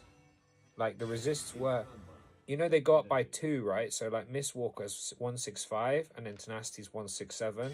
And if you go down 1 from Mistwalker, it's 165. Helion Jacket for some reason is 174, but I think, if I'm not mistaken, I have something in this. Oh, that is actually weird. Helion does have more, and I don't know why. Even Stalker has more. Okay, well, 181 on... Oh, no, I've got more spec in that. Okay, never mind. Ignore that one. The rest, though... The point is, it had really good base stats. It had, like, 171 on 0 spec, which is probably, like, maybe 180 or 181 on 100, which is more than any of the other leather jackets. When you add that into the fact that it has a reflect and a mobility skill, now it's good. Because the passive stats alone on it are really good. And you factor in the fact that you have the reflect option and you have the mobility option. Fucking ridiculous. Like, I was trying to think, if you play Firestaff and you play it with that dragon shoes, you could do QQQ, you could W someone, ult on top of them, QQQ, W someone, and then ult again. Because you'd have 4 stacks off the shoes. Like the same with the spear. If you have the spear, you can like ult through someone to knock them up and QQW or QWQ. And if you use the boots in the rotation, you could ult again after. Which is kind of ridiculous because that means that at least with the boots, you could have double dash, double rotation, and the mobility or agility with the movement speed buff of like, I think it's 4 stacks of dragon, whatever the fuck they call it, 20% each. So you have 80% with 4 stacks. So if right off the rip, you could ult and have 80% sprint speed and ult again if you wanted to. Like straight away. But it consumes your stacks. Yeah, but imagine like you have the option, if I'm all-inning you, right? Let's say I all-in you and I do like I pop boots, I ult, I Q, I W, I Q. My ult will be back up because I've just used 4 stacks. So I'm going to have like stupid cooldown reduction on the skills that have been used, and I opened with ult, so I can ult again, right? Which would you would consume the whole thing, all the buffs are gone, no movement speed, whatever. But I also have the option, let's say you run at me and I don't want to fight, I can ult, boots for 80%, wait, and ult again. And I don't lose a stack until the end. Or whatever it's freaking called too, because that thing's freaking mobility is insane. On any of those things, on the Firestaff, on the couple of the war gloves, on the spears, on like the Froststaff is a W mobility skill, so it's not so, don't really work on them. But on like on anything where the E is like a fat gap closer. That is true. Some of the swords, like dual sword, great sword, or claymore, I forget which one. The one that's carving sword. Some of the polearms and the poles as well, when they jump in as well. Like even bear paw, you bear paw ult into boots, into bear paw ult is crazy. Like that, you're gone, and that's not having the chest piece on. Imagine you have the chest piece on, and you can like boots, alt, boots. No, alt, boots, alt, chest piece. Mate, you're fucking gone. You're off the map immediately. You're like completely off their frame. They're like, where the frick did this guy go? Literally, you'd be gone.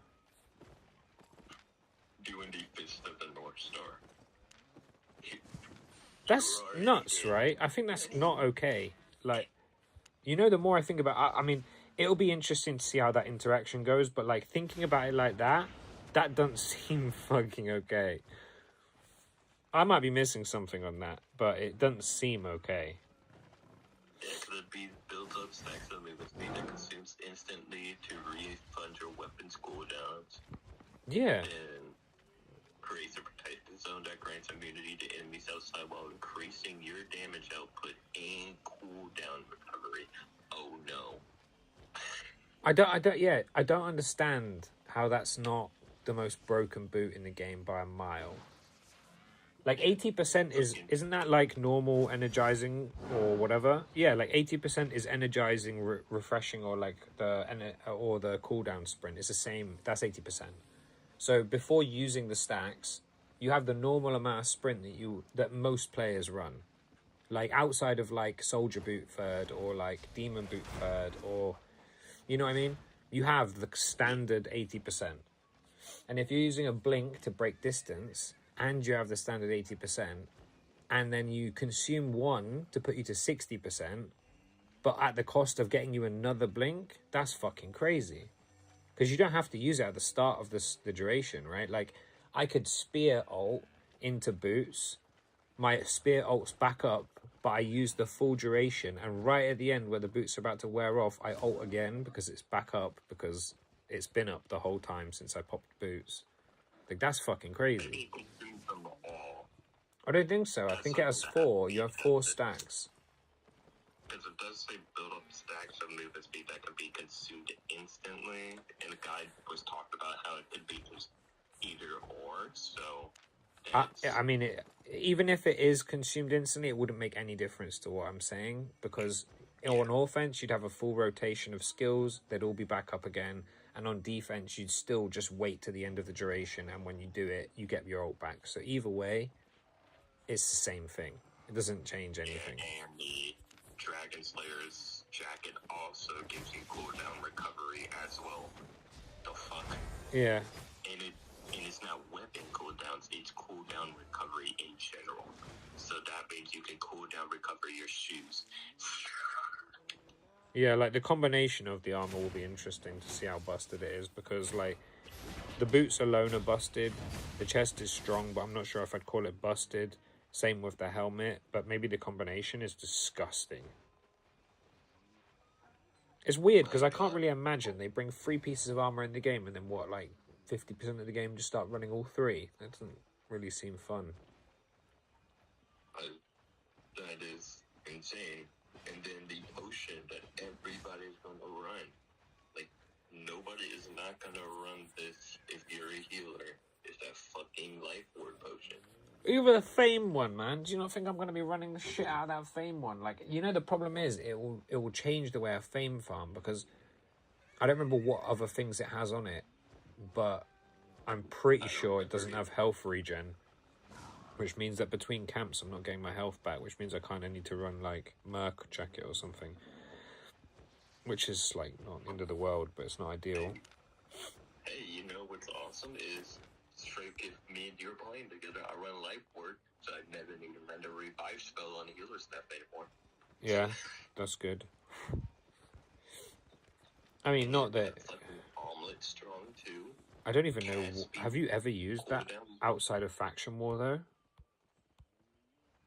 I don't think you ever used that revive outside of Faction War. I think the bosses, the keeper bosses, is the only other time.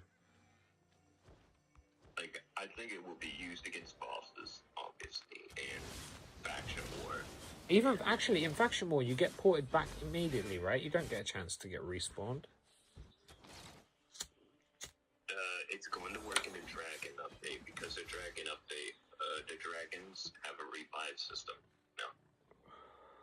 I mean, they have the revive system in the in the depths, you know, like where you put their soul in the thing. It'd be interesting to see how they do it in the dragon one if they have it, because they've got to give you an opportunity to get your teammates back. Yeah, of course, it's different. You want me to read it off to you what it does? Oh man, it'd be, unless it's like super complicated, you can, because I don't know how I'm gonna be able to visualize it. It is just like Call of Duty. You know how sometimes Call of Duty has that bleed out system in the Warzone? Yeah, like where you're knocked and you're just like crawling around. Yeah, that is literally what it does. That is literally what it is. You have to go over to them and like channel a lift up off the ground type of shit. This one is they're on the ground and they're bleeding out, just like Call of Duty zombies. You can't move them around or anything; they're stuck there, and you have to res them by. And this is there's a bar that displays just like Call of Duty when you're reviving. Does it literally say just like Call of Duty, or are you saying that? Huh? Does it say like Call of Duty, or are you saying that? No, I'm saying it because it's. Bro, that'd be so funny. Imagine they just use their description. They just say it's like Call of Duty, guys. Yeah, that would be freaking hilarious. It's so funny. Guys, just like Call of Duty. It says that there's gonna be like a circle area, and if all your teammates get out of that circle area, your timer starts going down rapidly. Okay. But if somebody stays in there, it keeps the timer. But this is the interesting part. Revive players will return with a stacking 10% maximum health debuff that lasts throughout the whole entire ancient land. And it's stacking, so that means if you keep dying, you'll keep getting a maximum health debuff that cannot be healed. Yeah, that's how it that's good. That's how it should be. That's good. So that is how it's going to be. Just don't die. It's simple. Don't die. But you know how Doc and Yeah, exactly. Lexi and Doc are going to be running around with like a 15 max health. We'll be running around with 15 health, like 90% max health gone. Just sitting there with like 10 HP. mate, they're already capped to like 2.2 to 2.4. They're going to be at like 1k health max. Yeah. That's so funny. I love this fame stuff too. Small sacrifices grant a 10% fame bonus for 1 hour. Large sacrifices gain a 20% for 2 hours. And all allies get that reward. It's freaking great. And those altars that spawn in. Yeah, that is good. So you can just give you. So this is going to be really good for like fame farming as well. So it's like.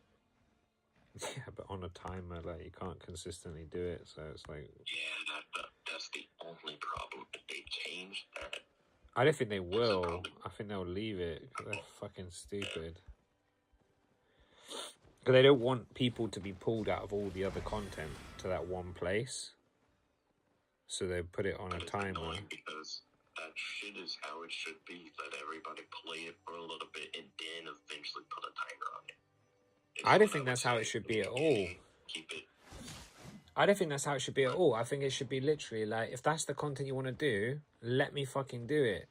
If you're telling me that your issue is that you're worried it's too good or too popular, so it's pulling people from other content, then make the other content better and we'll go back to it. It's very simple, you know, like... I mean, that's what they did with Smiths. Exactly. Nobody touched Smith.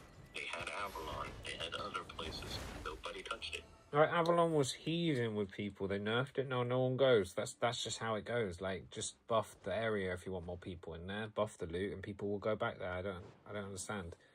I just think it's stupid because it's one of 2 orange zone options, and for people who don't want to lose their gear but want to run their best gear, you only have 2 options. And the one, well, at the moment you have none. You have 1 option, and if you're solo, you can't because they nerfed it for solos. So there is no solo orange option. There's nowhere I can go and run my best gear and be able to get, like, fight meaningful PvP fights. Because if I do it in yellow, I can't take anything from them. So it's almost like I'm just killing them so they don't take other shit, like chests from me. That's it. That's the only reason I'm killing them.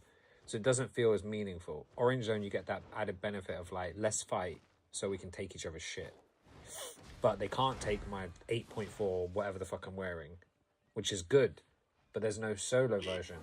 So they finally put one in, and then they put it on a timer, which means I can only play the content I really want to play for like minutes at a time before having to fucking wait again. Stupid. I don't know. Wait 30 minutes, and then even after 30 minutes, you have a 3-minute timer to get to that portal. Oh, And it's if so you stupid. don't, waiting 30 minutes again. Fucking stupid, bro. So stupid. That is the most annoying thing about the whole entire thing. For sure. Like, honestly, if they want to keep the timer, drop it down to like 5, 10, 15 minutes for the respective thing there. Yeah. Over it. Yeah. I agree. Like, freaking 5 for small, 10 for medium, 15 for large. There you go. That'll make you happy and then the other people happy, because at least it's not a fucking 180-minute wait time. But I really want 8.4 Carleone cape. I shouldn't buy it, but I'm really curious as well. I've never tried this build with full heavy, and I'm really curious to see how it goes. Because I'm debating running this with Smuggler's Cape and double poison or double something. Double any pot. And then being a tank with like imagine playing Badon, full tank with a stacking soldier armor. I have a root on my W and I have a stun on my helmet, so I don't get diminishing, I don't get diminishing effects. They're two different forms of CC, because one's a root and one's a stun, even though they're essentially the same. And then I have double pots, so I can do double poison or double health. How is... Double gigantify for the funnies. Yeah, or double tornado, just to keep them away from me, because I'm ranged. Like, there's so many options. Like, I feel like you can actually potentially 1vx in this shit. More defense. If you want even more defense, double to that. I don't even think that, like, double gig's better, because you already get loads of resistances from the heavy armor. So giving your max health, like, through the roof, just turn you into a fucking raid boss. Like, how is that even okay? Look at me. I'm the dragon now. To be honest, not even that. You're almost better off running like rejuvenating sprint, so you have like health regen on your boots, and running like 1 tornado pot and like Carleone cape for 2 W's, or undead cape. So on the off chance you do get low, you go invisible and you just run away. I love that cape, by the way. I started using that a while back. For my... What, undead? Like, bro. The undead, yeah. It's amazing. It's just so fucking expensive, and the only time you really need it is in Black Zone, and it's too expensive. It's just so overpriced. I mean, not really overpriced. It's good. I'm gonna do some orange zones with people one of these times. We should do some Orange Zone. We should do some depths. I'm really debating running this tanky Badon build next time we do, though. I'm really feeling this build. And I'm really feeling that black monk stuff. That would be a cool combo. Duo depths with Black Monk. You're reducing their damage, and I'm fucking doing a shitload of damage. Run it with like Helion jacket or something. Yeah, I'm just sitting there like, you can't kill me and my teammates and I can fucking you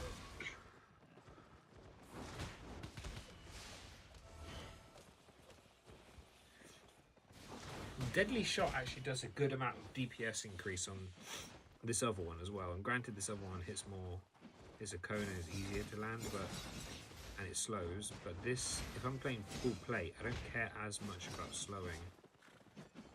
And this Deadly Shot's on a 2-second cooldown and reduces resistances. It's actually really good. I was running that against some of those mini bosses in the freaking legendary Oh, mode. dude, against any boss, any PV boss, you should run the second Q. Reducing resistance is huge. And it stacks up to 3 times, so if you keep them up every time they're off cooldown, you fire an arrow at them, you'll get up to like 30, like reduce resistances by 30 each. Which is fucking good. And it's 18 meter range instead of 13 meter on the multi-shot. Alright, well, I gotta head out. I think I'm heading out in a minute as well. Dude, to be honest, the reason why I was on late today is because I went down to, you know, like how you have like parades and shit in like your local town or whatever. They had like the 200th anniversary of whatever the fuck this thing was, and it has 200th or 20th. I don't remember. A long time. I don't know. Who knows? I think it was 200. Maybe it was 20. I don't know. But anyway, I was just, I don't know how many beers I had. Maybe 5. And I came back home. And in a short period of time, it's not like I was like fucking drunk, but I was like, bruh. I sat down and I just fucking passed out for like 2 hours. And I woke up here and I was like, I'm making a sandwich. And when I made a sandwich, I looked at the time and I was like, oh fuck. And I jumped on stream and ate my sandwich. I feel completely fine now. But when I walked in the house, I was like, Jesus Christ. I've only been down there a few hours. Yeah, you can. Yeah, I'll have a little look over them.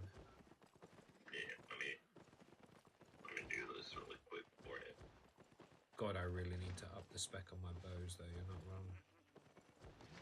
Hey, let's start running out of bows, my friend. Ugh. I fucking hate Gotta them. run that, What have I not got? The thing is, I don't get 28% increased fame on the other bows, and I don't run the areas as fast. So outside of longbow, I think they're a bit shit. No. I have 2. I have 3 of them in the 80s. Longbows and the basic bow are both 81, and the crystal bow is like 85. Yeah, I can play the longbow for 19 levels. The basic bow, I don't know if I can be bothered to play. Whispering bow, I'm definitely not playing up. Miss Piercer, maybe. And this, whatever the fuck, Wailing Bow and Warbow, nah, bro. I'm not doing that. I could play the crystal one too, though. Nah. I think I'm probably going to do it in the order of, like, I want bow, quarterstaff, and then some order of fire and curse staff. I'm not sure which first. Nature staff probably not long after, just for the lols. Okay, here, let me do this real quick. I put it in general chat. Sweet. Hey, you can see all that. Dude, the amount of dragon energy that gives you increased fame and increased damage and defense against mobs is freaking great, too. Yeah, if you got a healer in the group, that's perfect. Wait. That the fame one you just said? Yeah. Gives what? Say again? Give me a moment. Dragon energy is a stackable buff that can only be acquired and used in the ancient land. Each stack increases fame earned, grants increased damage and defense against mobs. You can earn this through dragon shrines, which grant dragon energy to you and your party. Bro, it's just their version of the buffs, isn't it? It's just their version, the dragon version of the buffs in any of like in abbeys or in the depths. Yes, it's pretty much that, but all of this is just one buff. But it also gives fame. You know, it's stackable though, so it's 1, but it's like it's the same shit. You know, instead of, you know, on the top left of your screen, you stack up to 15 with the normal buffs, but the 3 different types is like, who gives a shit really? At the end of the day, they don't make a massive difference. The passive's more valuable almost. Yeah, and then defeating players in PvP gives you 50% of what their dragon energy is. Bro, watch when we do this, right? Fucking Hawk or someone is going to get a dragon egg first attempt. And we're all going to be looking at him like, are you fucking joking? Like, the problem is we're going to need 20 people to get that dragon egg. I don't think so. I've seen people doing it in PvE, and I've not seen the raid one done in PvE yet because then you need the map and all that shit. But the ones I've seen people do, it doesn't look that crazy. And I think you, it's like the higher the boss is, the more chance of better loot. And I think even orange to black zone is higher chance of better loot. But I'm pretty sure you can get the egg from any of the dragons. It's just got a drop percentage. It'll be easier if I just look at this. Nope. It's just as around the fire dragon, so the final boss. Yeah, but only the dragon. In the raid. Yeah. But not only in the raid though. You can do it in the normal dragon. You know, it just says defeat Azeron the Fire Dragon for a rare chance to obtain the Drake Egg. So it is Azeron the final raid boss. The raid boss, or the actual island dragon in the middle of every orange zone. Raid boss. I don't think that's right. Is his name? Because that's literally his name. Is Azeron the Fire Dragon. Is his name? Only the raid is called that? The 20-man raid? What's the name of the normal dragon? The normal dragon is just called a fire drake. What the fuck? Well, then the PvE is bugged. Because I've seen someone pull an egg already.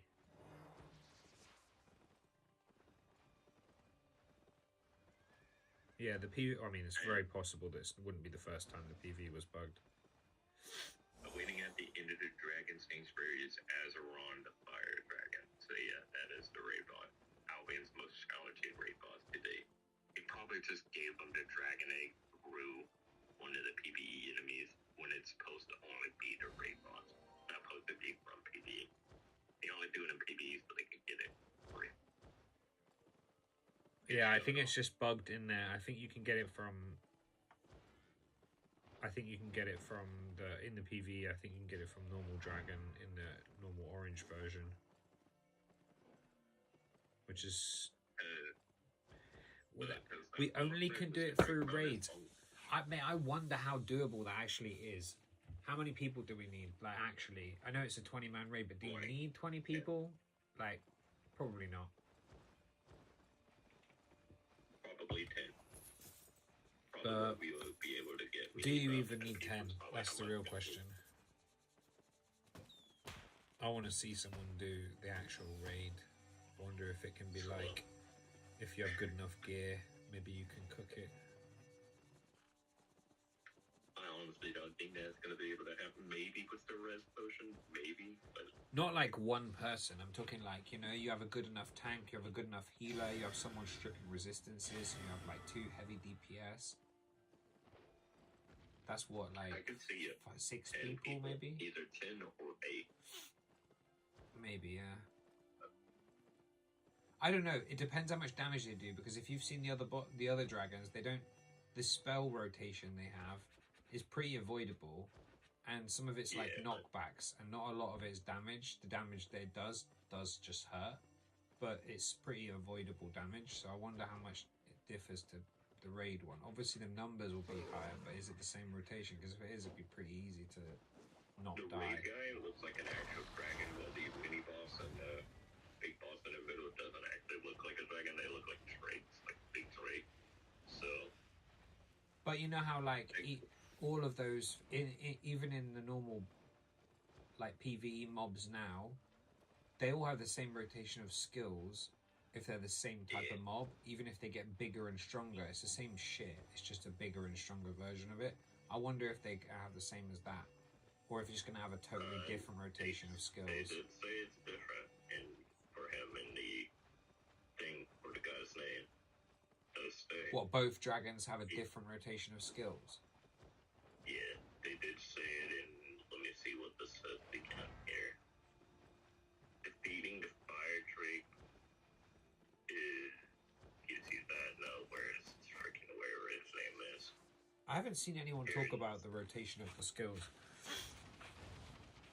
The encounter demands coordination, execution, and teamwork across multiple phases, featuring devastating attack and unique mechanics. So he has his own unique mechanic. I mean, yeah, but unique to the game now, that doesn't necessarily mean they're going to be unique to the other dragon. Well, when we saw the first, like the little teaser they did when you faced them and stuff, when they did a little teaser, he did have like a bigger fire breath for one, a bigger giant flame. Yeah, but it might just be the same shit, just bigger. Like I said before, do you know what I mean? It might just be the same rotation, just bigger and more damage and stronger and higher, you know, range or whatever, like a bigger version. I don't know. I think phases, so it depends, right? If your tank can hold threat on it whilst getting healed and not get killed by the dragon, like if the dragon has like a one-shot mechanic that will kill a tank even through heals and resists and whatever, then yeah, it'll be difficult and you'll need a lot of people because you'll need another tank. You know what I mean? There is the mechanic with that where you have to get behind a wall because he breathes a fire cone. I mean, that's not really a big problem. He jumps off the map and he's charging up a big fire cone, and if you don't get behind a wall, one of the guys did die instantly, while the others behind that wall didn't. So maybe you need a second tank if you don't get behind the wall, but I think usually in a 20-man you need like 2 tanks anyway, and I'd imagine if you reduce it to a 10-man, it will be less to do with the capability of the tank and more to do with how good the damage dealers are. Like 20-man but unorganized DPS units could be like, you know, 10 Badons. You know what I mean? Like, you could be missing stuff from your rotation when you're doing DPS if you just have loads of unorganized shit. But like, for example, if you like, I don't know if it if it has a healing mechanic or what, but like Shadow Caller is a really good DPS item that has anti-heal. Badon or like something like that is a non-reflectable DPS item that does have a Q that reduces resistances. You know, like if you have like every box ticked, you know, you've got resistance reduction, you've got like anti-heal, you've got dot, you've got like burst damage, you've got the whole shit. I don't know if you necessarily need as many DPS, but I think you probably still need 2 tanks, 2 heals. You know what I mean? At the minimum. Yeah, you're definitely going to need like 2 healers. If you can only have 1 tank, you're going to definitely need 2 healers. But like, I think you're going to need 2 healers and 2 tanks personally. I think like the more I think about if you can do it with 10, 2 tanks, 2 healers, 6 DPS in a coordinated team. Like in a team where you have every box ticked. yeah, so it'd be like 2 bows, 1 anti-healer bow user, or 1 anti-heal curse staff or something. Anti-heal curse staff for sure, because that shit adds like a crazy dot and has resistance debuff. You can shred resistances as well with the W, and it's dot damage, so you have anti-heal, resistance, shred, and dot on the same person. And I don't know what the highest PvE single target DPS item is, but I'd imagine it's like something like the basic bow, which is not like an ultimate that does like a, you know, like, or whispering bow, you know? You just stand there and wail auto attacks continuously for the whole thing. And then when you have to move out of the way, you move out of the way, and then you can just keep wailing on auto attacks. And or maybe like the highest like single or damage, if I remember correctly, is Kingmaker, right? Just Kingmaker does a row though. I don't think Kingmaker's more ZVZ. I don't know if any of the swords will be good, to be honest. I mean, the tank's not going to take any of the... Spear would be, though. It can at least have some range. Yeah. I mean, even the Trident maybe probably has pretty good single target DPS, because just chucking spears continuously for the whole time. I actually don't know how that scales up. That weapon's pretty fucking interesting. I've played it a little bit, but never enough to know. Like, you're definitely not taking a quarterstaff, that's for fucking sure. Oh, definitely not. Unless the quarterstaff, like, unless he has, like, because it does say he had Fate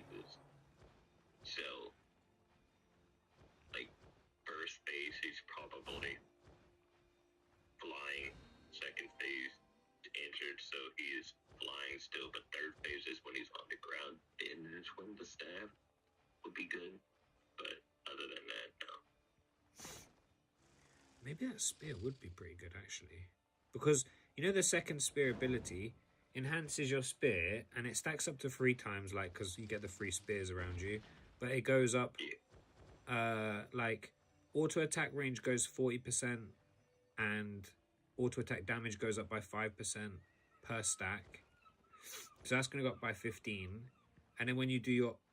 And then, obviously, the spear charge itself makes your physical auto attack go up by 28%. That stacks up 3 times. So that's going up, what, 56, 70, 82?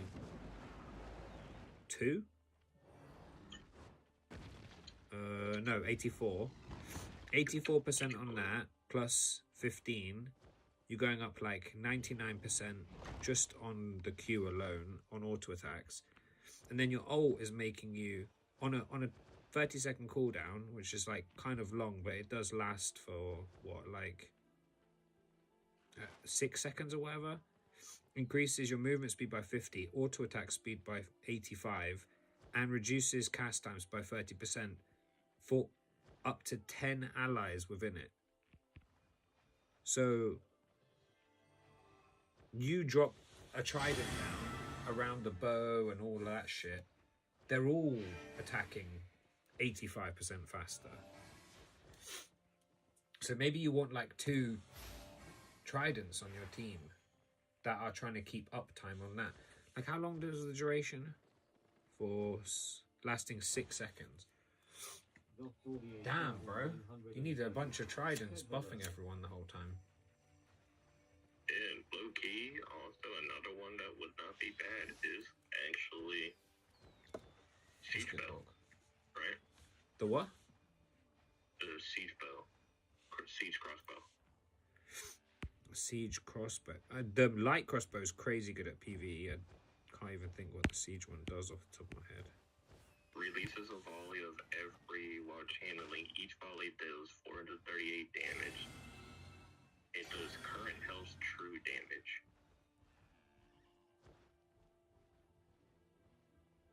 So On a 30-second cooldown. On a 30-second cooldown. There's only 3 of them though. Only 3 volleys. That's 9%. And that's players. And then it has Sunder Shot as well. Only does that to players though. Okay. Sunder Shot is not bad either with the whole damage resist. For every health the target is missing. What about Energy Shaper? Ooh, 217 damage every 0.3 seconds for 2.6 seconds. It's gonna melt. Actually, so curious, like ranged weapons, the auto attack damage on the crossbow, or this crossbow at least, is like 114. If we go to the bow, what's the bow auto attack damage? Is it high or low? Like basic bow, yeah, basic bow's 55. Whispering bow's 56, but then obviously the ultimate makes the auto attack damage. No, it doesn't even up the damage. It ups the range and attack speed, and then deals flat damage on top of each auto attack. So maybe the crossbow... Do the crossbows have the best... What's the base auto attack speed of these? Can you see it? 72 damage per second. They're slow as shit. Is it higher DPS though? That's 72. This is 76. Okay, so it's marginally more. Huh. Yeah, they're... What's another range that uses auto attacks? Because all the magic staffs are crap now. Yeah, they're shit. The fire staffs are shit at least, I know that much. Arcane staff? Arcane staff's shit too. Wait, is a crossbow the best auto attack range weapon?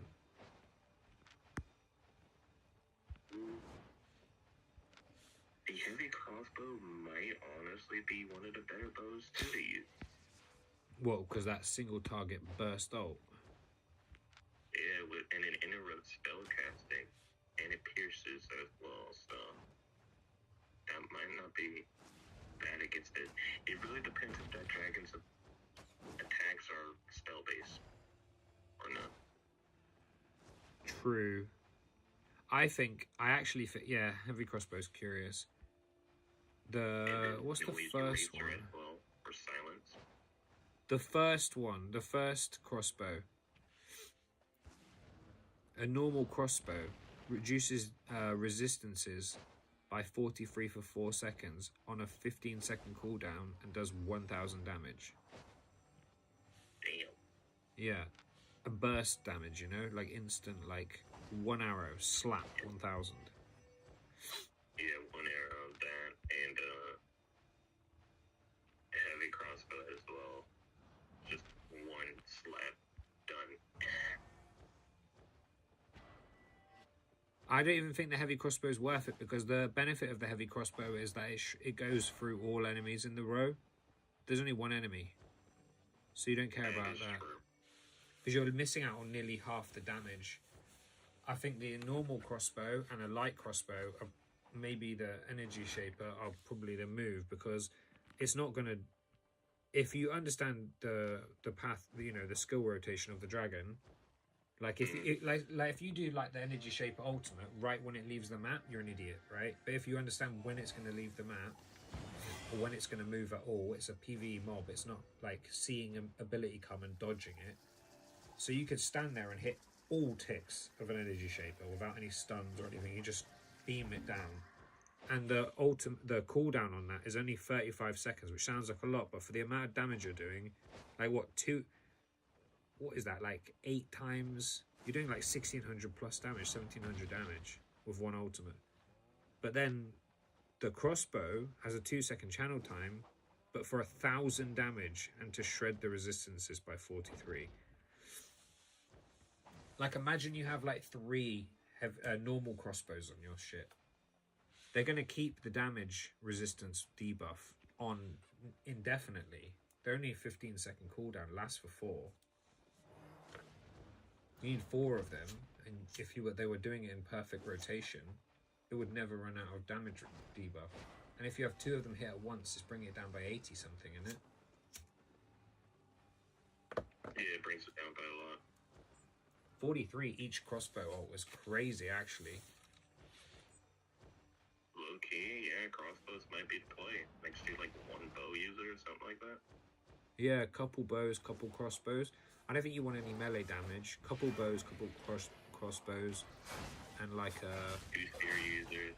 maybe like users. yeah, a couple I don't even know if you necessarily need the spear users if you're gonna do that though, to be honest, because you're gonna crossbows predominantly skill based. You know, like skills do the damage. Like the Q has a 5-second cooldown, lasts for 1.5 seconds, does 5 stacks of 91. So it's doing like 400 damage, 450 damage, and then explodes on the last one for 200 damage. So that's doing like 500-600 damage, maybe 700 damage every 5 seconds. And you're reducing the resistances with your W by 40. And then you're reducing the resistances again by another 43 with your ultimate. I mean, shit. A couple of adept crossbows, a couple of the fire staffs that drop, like, you know, the one which drops a tornado. Because if it doesn't move out of the tornado, it's just getting tick, tick, tick, tick, tick of damage the whole time while you keep the resistances low. A meteorite astral staff, right? No, like the fire staff, blazing, the one with the big ass firing tornado. Like if you talking about like the astral staff wouldn't be bad either, right? No, because astral staff you need to be in melee range because the ability's around you, so you'd have to walk up to the dragon. I don't think you want to do that. What about bolt casters? Boltcaster's a channel. I did think about it and consider it before, but I think if you have to choose, if it's a big mob with big health and big resist, if you had to choose between like I don't know how much The reason damage that why I works was out, thinking but bowcast is because it increases its damage for 12 times for 17 hits, so it keeps getting more physical damage over time. So yeah, I was it's thinking sick. that. And on a 20-second cooldown, it's going to have like 20%, 25% uptime. It's not bad. 20% uptime's not the worst thing in the world. Just less, maybe 18% uptime. I don't know. I think if you have a couple crossbows though, and they're not there to do the primary damage, they're just there to strip resistances, and then you have a couple curse staffs and a couple fire staffs, that's probably all you need. You don't need any of the other shit. And then one, let's see here, one skiller staff. And then Fuck, we're gonna have to probably, start specking these, you know? You too, Doc. Yeah. We're in the Discord just talking about this dragon update that's coming and how we're gonna kill these dragons. And I think we've kind of Like come up with a move, to be honest. one holy staff, and then probably like one redemption just in case for like AoE, but one for single heal. Yeah, I agree. I really think you just use crossbows to keep resistances stripped. The more I'm looking at this, bro, the ultimate reduces by 43 for 4 seconds on a 15-second cooldown and does 1,000 damage. At that point, the 1,000 damage is just a bonus, because the W reduces the resistances by 40 for 3.5 seconds on a 12-second cooldown. So that has a 25% uptime, and the other one has like more. And that's just on one crossbow. So if you had like 2 or 3 of them, they'd permanently be keeping the resistances down. Then you just hit it with like big ults and big damage, like fire puddle with fire tornado, cursed puddle with cursed. Like, I think that's the move. Yeah, that is definitely a move, and maybe Phantom Twin Blade. I don't think you need any melee. Like, what would you need Phantom Twin Blade for? Throw it all.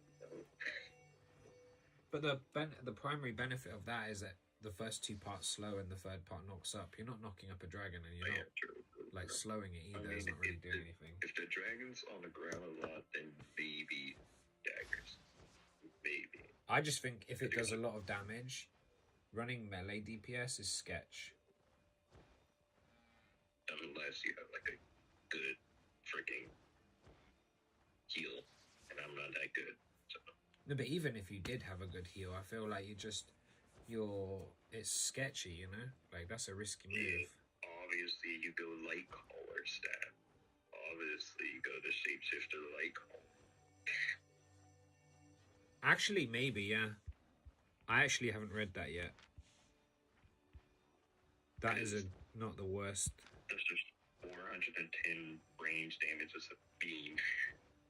And it explodes for 236 if it's already marked with lamp spark or transformed. It might actually be really good. Then it does 1,104 damage when transformed on the polymorph. Yeah, I mean, yeah, low key. And you can drop shields if you wanted, or you can drop pulse shock, which only has a 10-meter range, which is kind of sketchy, but does break resistances by 6, stacking up to 3 times, up to 18. We're only looking at tier 4 as well, so you can imagine how crazy this gets with the better weapons.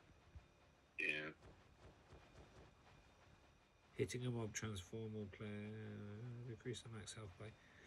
Ooh, and then intimidating presence. Whenever you hit an enemy with a Q ability in human form, decreases their damage by 3% for 7 seconds, stacking up to 3 times. Yeah, that's what I was saying with pulse shock. Yeah. The whole intimidating presence. The fucking polymorph.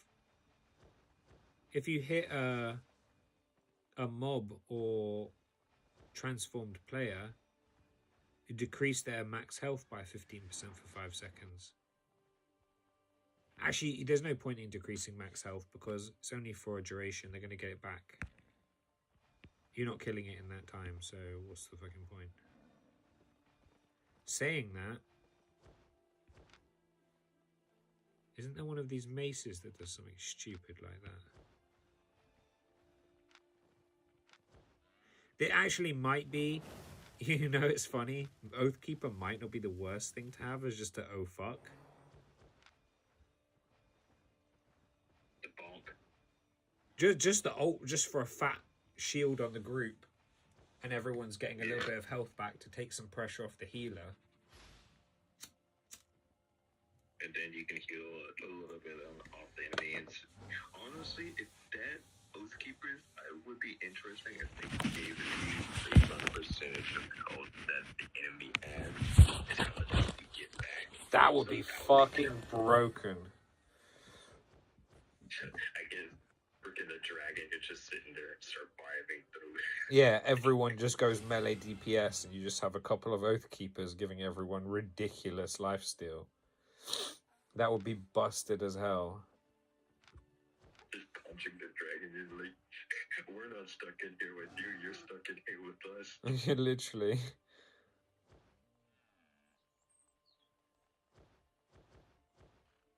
But yeah, low key, like, freaking Lightcaller would not be that bad. Yeah. Shield. I wonder if it gets any buffs. If the dragon buffs itself, you could take Life Curse and purge it, as well as doing like a shitload of damage. Another one, I guess maybe Druid Staff? Maybe? Druid Staff. Maybe. I can't think what that is. What's a Druid Staff? Not just like any of the nature staffs in general. Like, Maybe. I was thinking Rampant. Maybe.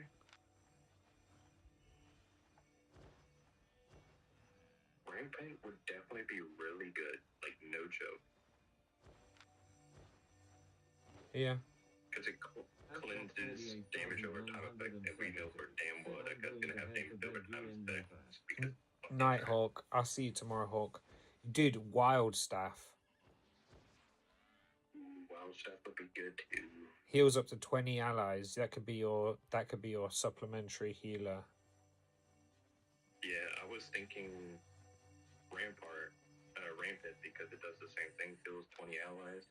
But it goes in a line, you know? And Wild Staff just puts a circle on the floor. That is true. So you can just put it on everyone. Huh? Does it cleanse as well? No, but what could you possibly need to cleanse? Like, you're either getting hit and dead in a raid like that. You're either getting hit and you're dead, or you're I was not thinking getting the hit. reason why is because, you know, it might do like one of its attacks doesn't do a shit ton of damage, but it does DOT damage. So Yeah, it might do a debuff as well. It might make everyone like shit, you know?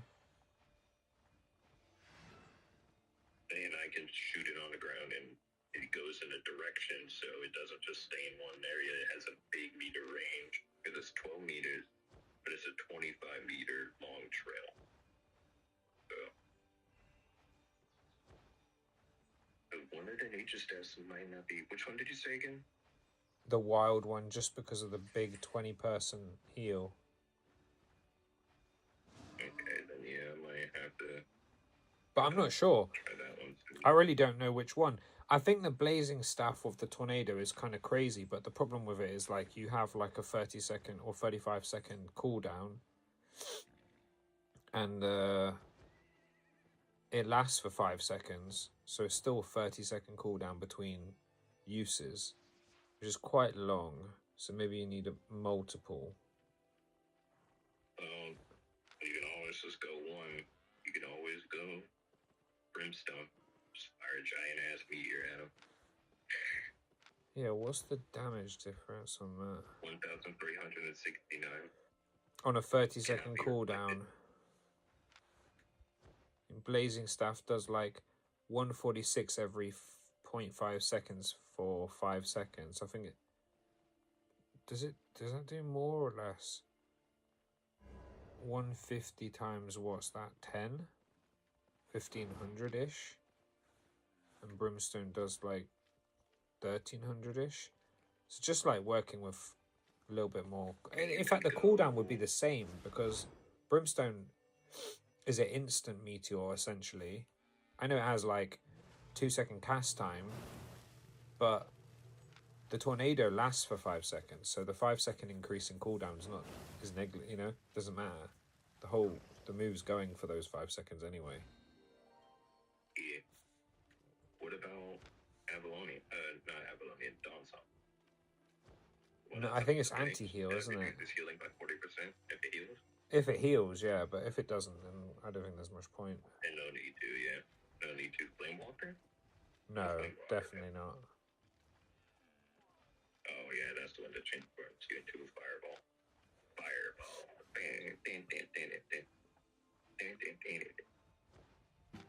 Arctic Staff only does... It does 200 and each volley does 236, and it has, what's that, like 6 volleys? So it's going to do like roughly the same as Brimstone, but on a 12-second cooldown. And then you just drop shitloads of ice shards. Gonna cost 9 energy per volley fired. So I have to keep up with the energy. But you just have a couple people running Scholar Cowl. Yeah. You can keep like Scholar Cowl up indefinitely, because you have a couple people on that. Imagine that with fucking new chess piece. What, the Arctic Staff? Imagine that. Oh my god. This is totally unrelated to the dragon thing, but imagine the new chess piece with Astral Staff, where you just pop your Astral ult and then jump in on them. No. You'd be there in the middle with your wings around you, dropping meteors in a circle. Imagine you dropped Stalker. Oh no, you can't run 2 chests, I'm stupid. Either way, Meteor and that would be crazy. And, what you call it? The Purity Cow. So they can't do anything because they're silenced. Purity Cow? Purity Cow doesn't silence. Whatever the one that... Demon Hood. Stop it from casting. Yeah, Demon Hood actually silences in the area you're stood, so you could jump in and pop. Actually, no, you can't. You have to cast your shit prior to the chest, or you'll cancel the part after. So it has to be like pre-cast stuff. So you'd need to do like, I don't even know what the right helmet would be actually. Not sure. I don't know how things are going to interact with that. You know, it's funny because it's the same thing. If it's an anti-heal, then it's Rock Call, no question. But I was looking at that Damnation one, reduces resistances, and it lasts for 5.5 seconds on a 30-second cooldown. So that has pretty good resistance reduction uptime. But I don't know if that's a good PvE, like, cleary weapon. Outside of that, if it gets debuffs, Life Curse, and if it doesn't, maybe even normal Curse.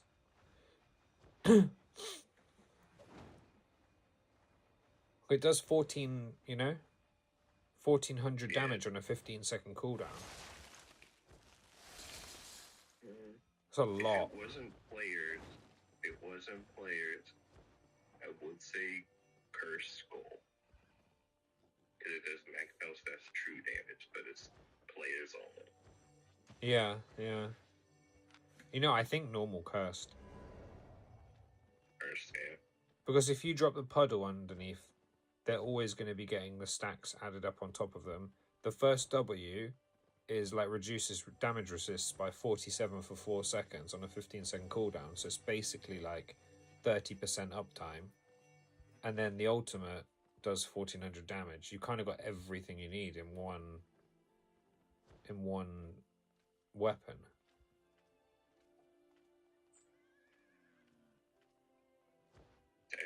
There's some stuff they can do. I'm very interested by this. Well, I am too. I am. But that's a lot of people. Like, realistically, I think you need a Curse Staff for some damage. You need one of the Fire Staffs at least. You need, like, multiple of the crossbows. I think they do so much damage strip that they're like vital. That's like we're 4, 5, 6 DPS already.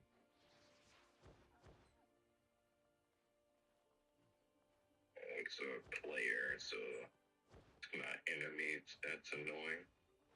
I was thinking repeater crossbow. Oh yeah, I looked at it already. I think the shit thing is as well, you need like a bunch of people playing royal gear. Because it's like a group thing, you know? That is true. Like, which is the one that...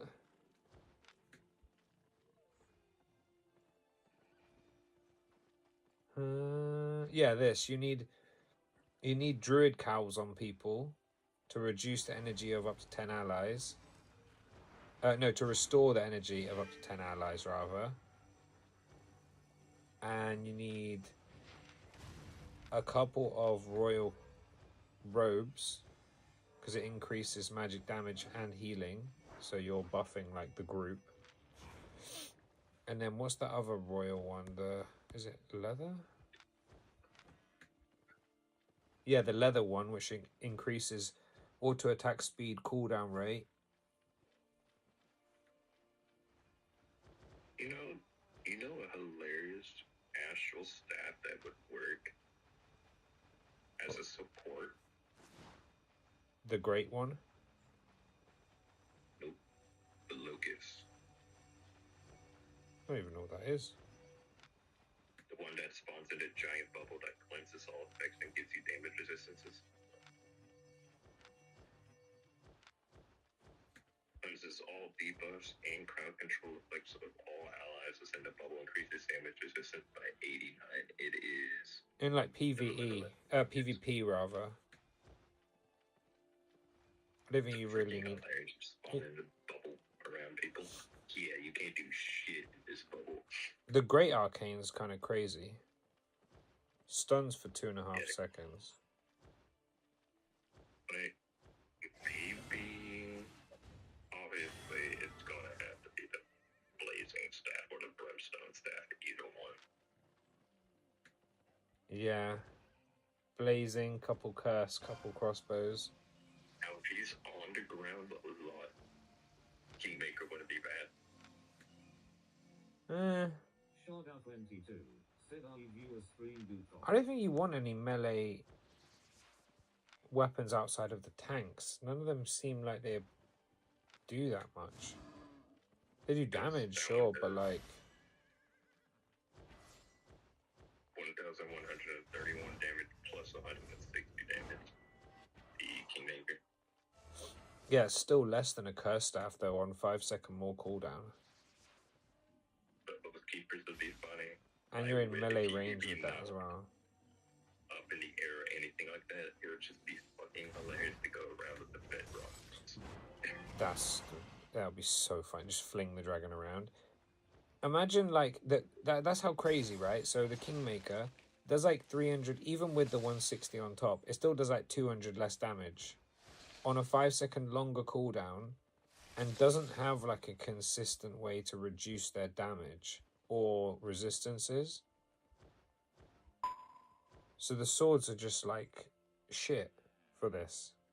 Like borderline useless. Like think about the curse staff can have permanent dots going from a position of like safety from range. It does way more damage on the ultimate on a less cooldown by like 25% less than the Kingmaker, and it has a huge damage strip that does like the same damage, if not a little bit less than the highest damaging W on the swords. Yeah. Aren't you talking about the Force Pulse bracers or the decreases max HP?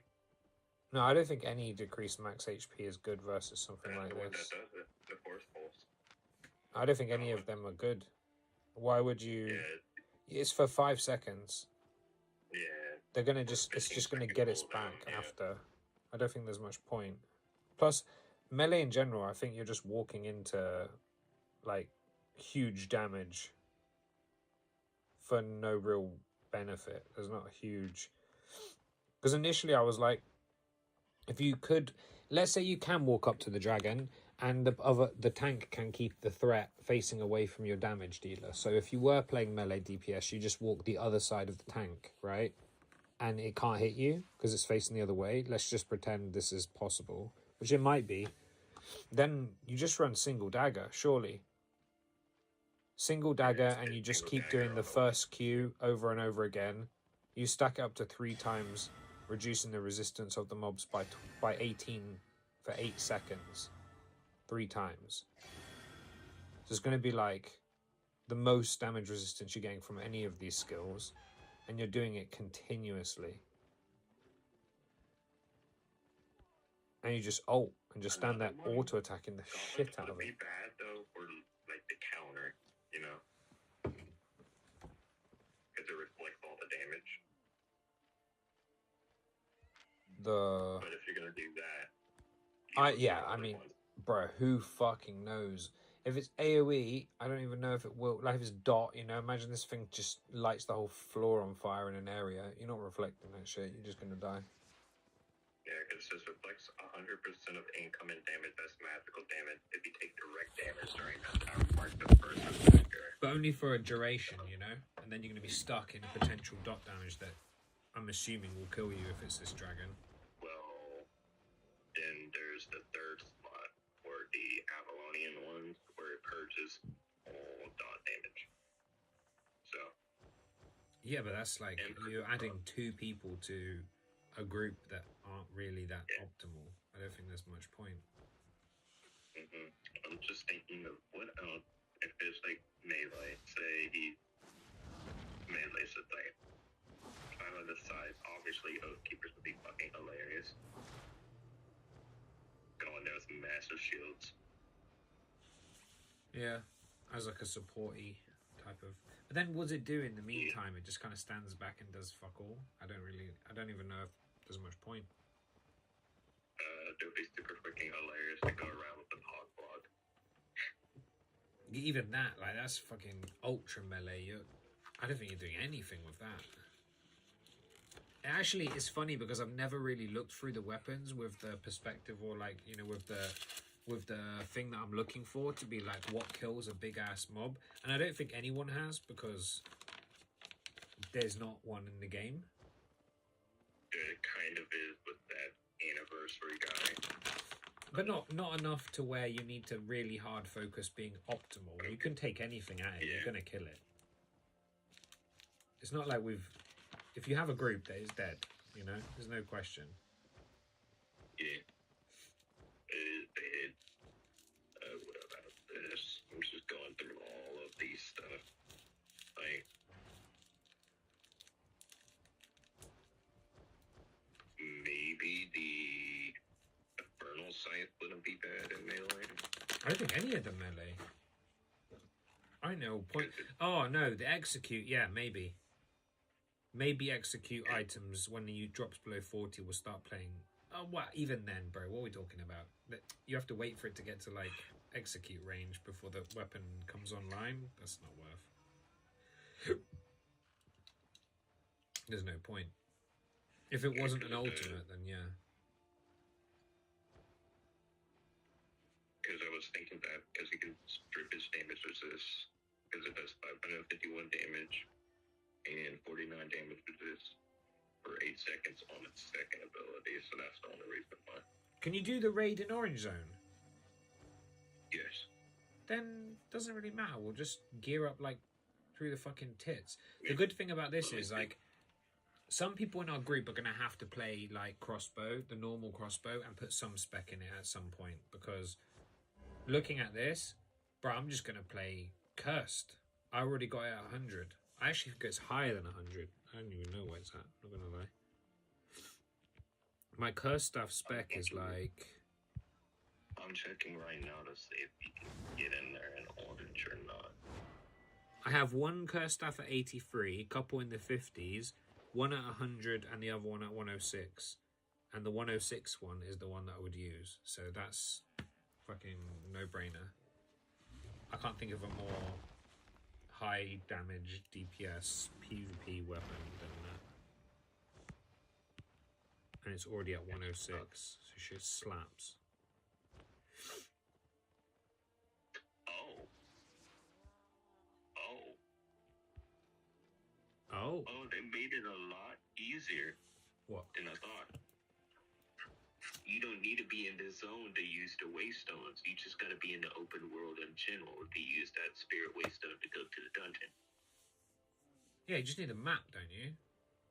Yeah, that's what the map is. It's not Yeah, that's... You just need to be in the area, drop the map, get the thing. It's like every other map.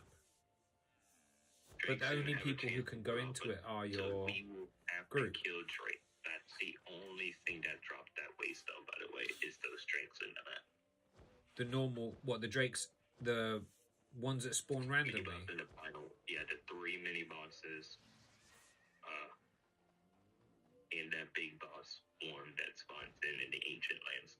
Not even the ones outside in the open world spawn. It's only the ones in the ancient lands, it says. So we can go do the orange zone content just for maps. Yeah. That's good. That's perfect.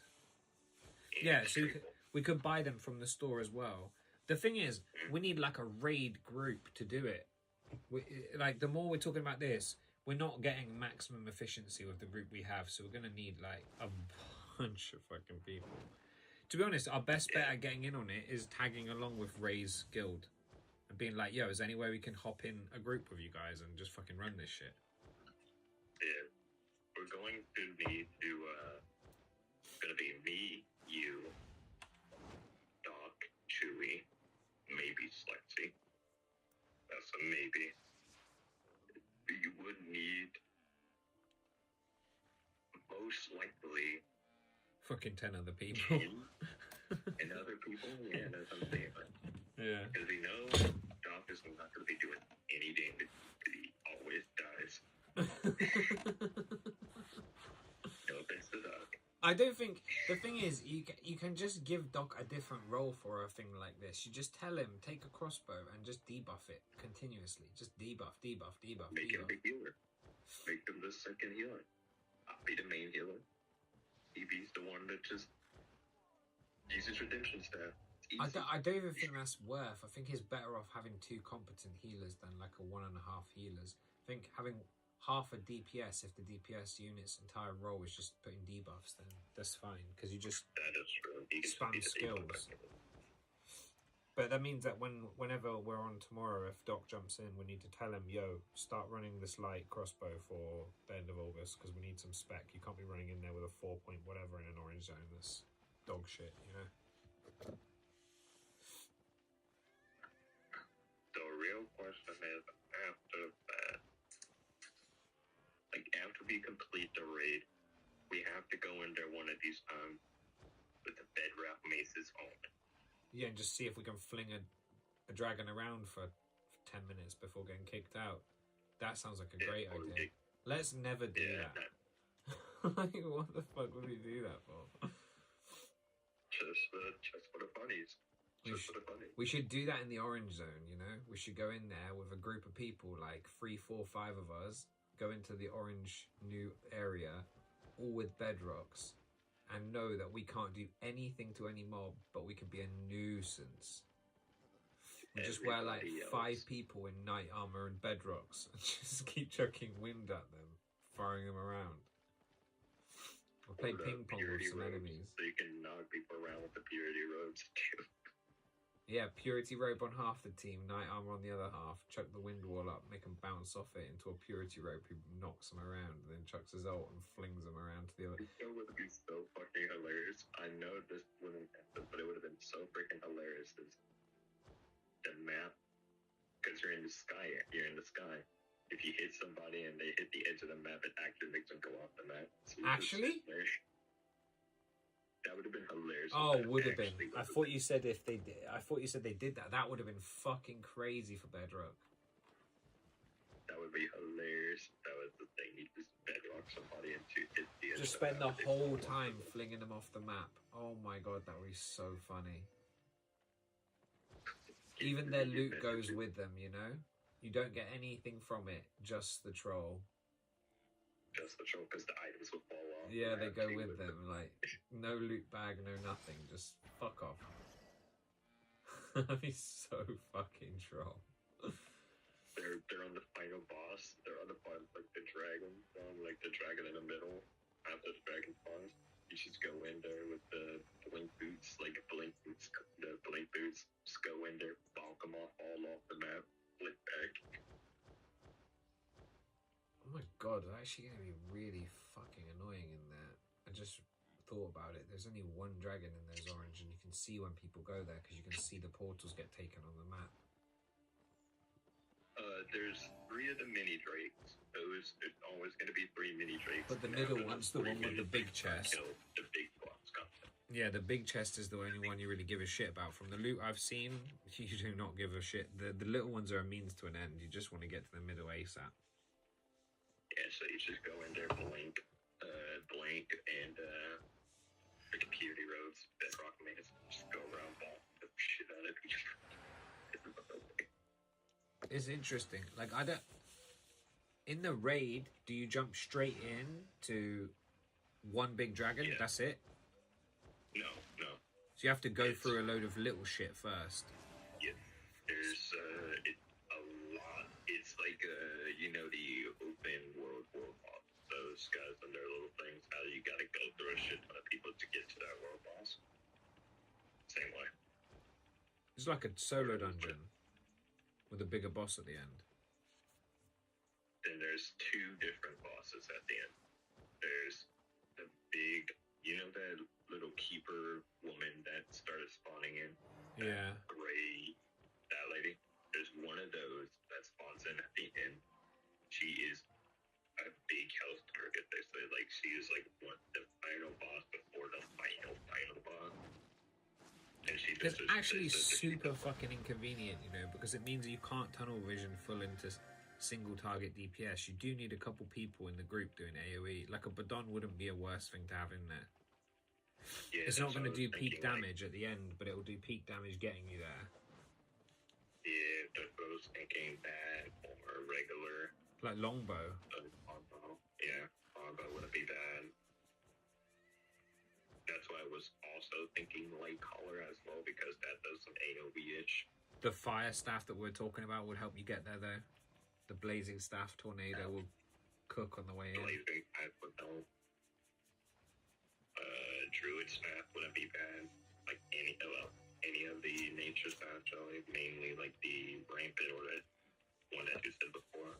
Well, the other bosses on the way in leading up to it, or every other mob that you have to do, isn't going to do as much damage as the last one, so you probably don't need full heal. So if you do have a druid, they can put DPS on one of the skills on the way in. Yeah, and then when you get to the end, you can just swap skills.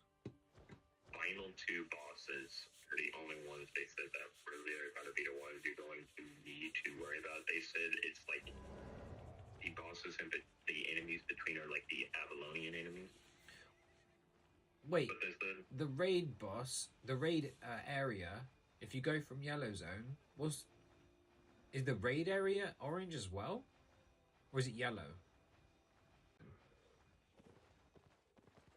There literally can't be another enemy in there, so it's pointless.